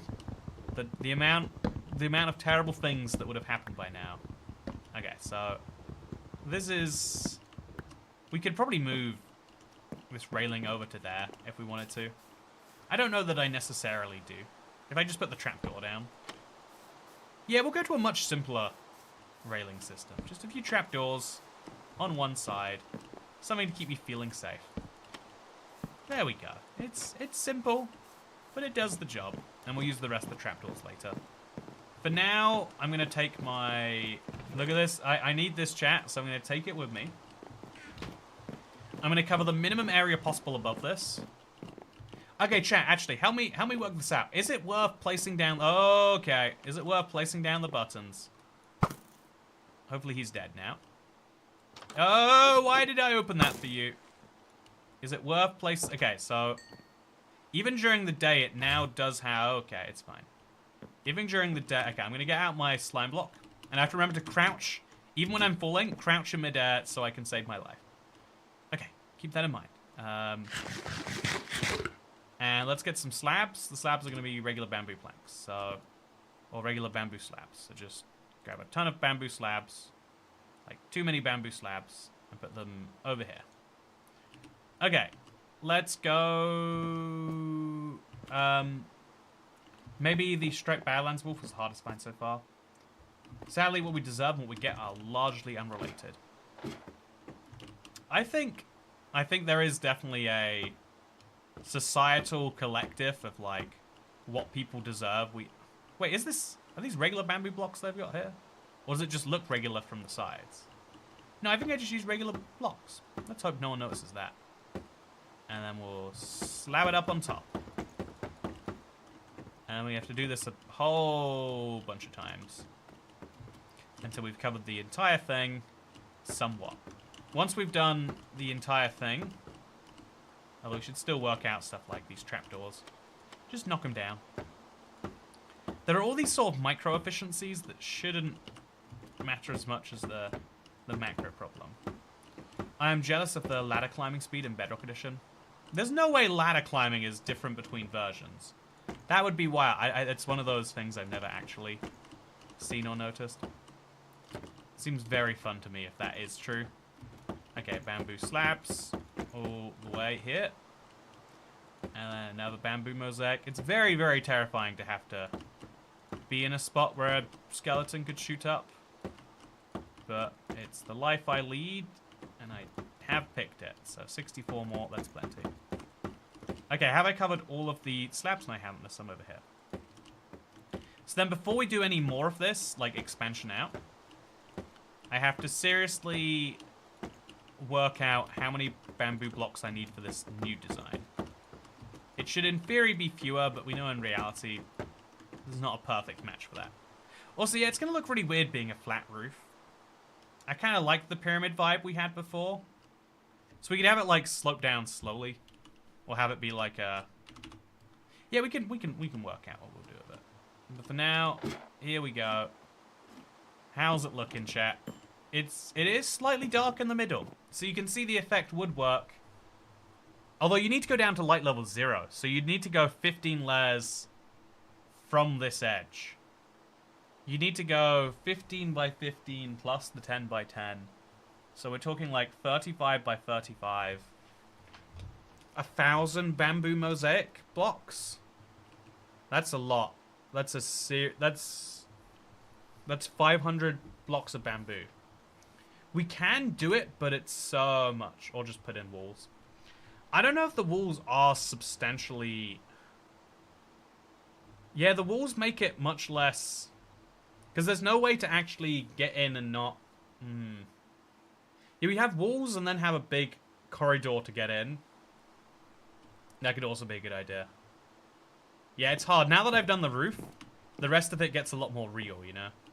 It's no longer hypothetical. It's all reality that we're starting to deal with. So let's remove these slabs first. Because this caused the problem earlier. We don't want that problem again. And then let's remove a block there. Okay, so we've got a problem sorted. Next problem that we need to solve is Do we have enough trapdoors? Mobs do take a while to fall down. Is that immediately solvable? Maybe. Are there enough spawning platforms? It does feel like, if you look at it here, there's a few missing that could be not missing. So what if we take the ones that are missing and we make them not? That's my genius idea right here. Is let's make some things not missing. Make some trapdoors. Let's just go do it. I'm gonna have to jump from somewhere to get into this. Yeah, there's no reasonable way for me to do that. So let's say here's an example. If we just put some trapdoors... Okay, that was scary. If we put some trapdoors here, this would only increase efficiency. So there's no reason we haven't done that yet. There's no good reason for us not to. So let's have it. And then we place one block on the side of that. And now there's a way for mobs to fall off it. Easy. Then the same thing over here and over there. There's only efficiency gains. So why do we not already have them? And then finally, up here, there should be a couple of trapdoors. And maybe even a third one here. Yeah, definitely a third one here. Just, you know, any chance for mobs to fall off, we should be taking. A trapdoor here and there. Yes, please. And then this top floor should go further along here. And then there should be trapdoors on at least one of those sides. And then also there should be a trapdoor over there. Oh, it's so scary. And then also there should be a trapdoor over here. Yeah, that's fine. Now that might not count because I placed it on the... Whatever, it's fine. Okay, so this is now as lit as we can make... I don't know what to do about this whole making it actually work in the daytime thing. Because it would require so many bamboo planks coming out. But the walls are also going to require a lot of planks too. It's going to be fewer planks, but still a lot. So, what's an easy solution, chat? I don't think there is an easy solution. I think we might just have to build up the walls. Except it's the easiest solution, even if it looks really weird. And then also it makes everything unmaintainable. So, one final question. Do you think I should make every random block or... should I make some blocks not spawnable by putting buttons on them? We'd reduce mob spawning by 25%. In theory, that might matter, that might not. But we'd get fewer spiders. Spiders represent about 25% of the mobs. So I don't actually know if that is smart. If we use slabs, light gets through. Dirt is actually potentially quite smart. Have a bigger roof, it will solve the problem. Spider never falls though. Do you think the spiders not falling are causing problems? That there's just a bunch of spiders that sit up there all day? We'll examine it tonight. We'll make sure we get a good feel for that. In the meantime, we can destroy this staircase some more. Again, the goal is not to use it. Also, roof, wall, or something else. Let's do a poll. Chat, democracy can decide, and so will we. If democracy can decide who gets to be mayor of the city I live in, who's to say it shouldn't decide how the thing should be done? So roof versus wall is the important democratic decision we're making. And right now things are leaning towards roof. Roof. Building up the walls would mean the walls have to go 15 blocks below the bottom of the farm. So it might be just as many or more blocks on the roof. I believe it's about the same. Oh, there's already skeletons spawning. I assume he spawned from the top. We can fact check that by just shooting him. Hello, skeleton. Come to the walkway. I want to shoot you real bad. Just come over here, buddy. Just come this way. Yep. No. Over there. Okay, so we spawned from the top. That was our first mob spawn of the night. That's fun. So we hang out about here. This seems to have the most effectiveness for most of the farm. But yeah, we want the whole farm to be spawnable. So we have to hang out in a spot where it all is spawnable. The 24 to 32 blocks thing means that the very top of the farm is only spawnable when I'm right next to it. So maybe this right here is the most effective block. That's the theory. Let's see if that's the reality too. Also, my carrots aren't really growing that well. They were wet all day, all that extra water, but it just didn't result in anything. Oh, walls means you can't see in. Yeah, the roof does have a functional benefit, which is something that shouldn't be understated. So only one spider so far. You know, let's shoot the spider. Yeah, no more spiders clogging up the system for me. Okay, at least you can still see the farm if it's a roof. Yeah, I think what I'll do is I'll have the roof lower after 1 block, so it's still got some shape to it. So right now it's about 10 by 10, and I'm going out another 15 blocks. So I have it go out another 10 at 1 block lower, then another 10 1 block lower. And then that should have some... It'll at least look somewhat cool. What do you reckon, chat? Where are the mobs? I'm waiting for them, but they're just not coming. Get right up close. I'm hanging out in the area we should be seeing some. But yet there are no mobs. Maybe if I walk around it. Do you think it's when you look at them that they don't spawn? Do you think mobs try not to spawn exactly where you're looking? Okay, I'll look this way. Just coincidentally behind me, maybe, if anything spawns. That'd be crazy. Yeah, it always feels weird. Like something is wrong. Also, there's still more trapdoors that I need. You can see from here. What was that mob, by the way? Was it a spider rotating? Or a bat? So chat has voted for the roof as the most popular solution. You might have to get higher. I think high is actually a potential solution. We'll test that, actually. Let's get a ladder, because ladders are one of the few things that you can use, but mobs can't. Do I have any sticks? I've got enough sticks for a ladder. Let's put some ladders just like here. It's not a very useful ladder, but it works.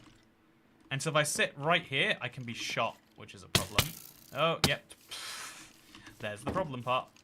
Let's get the skeletons to shoot the creepers. I want to get some music discs. Okay, that's not happening right now. Let's just start shooting. Blam, blam. Thank you, ma'am. Just so many creepers and skeletons. I'm looking for zombies, chat, because zombies are the only ones that have a chance of dropping iron. And so the game is just giving me all of the skeletons it knows exists. They spawn 30 to 25 blocks away from the player. Yeah, I think the rates are just fine. I think the number of spiders we're getting aren't that bad.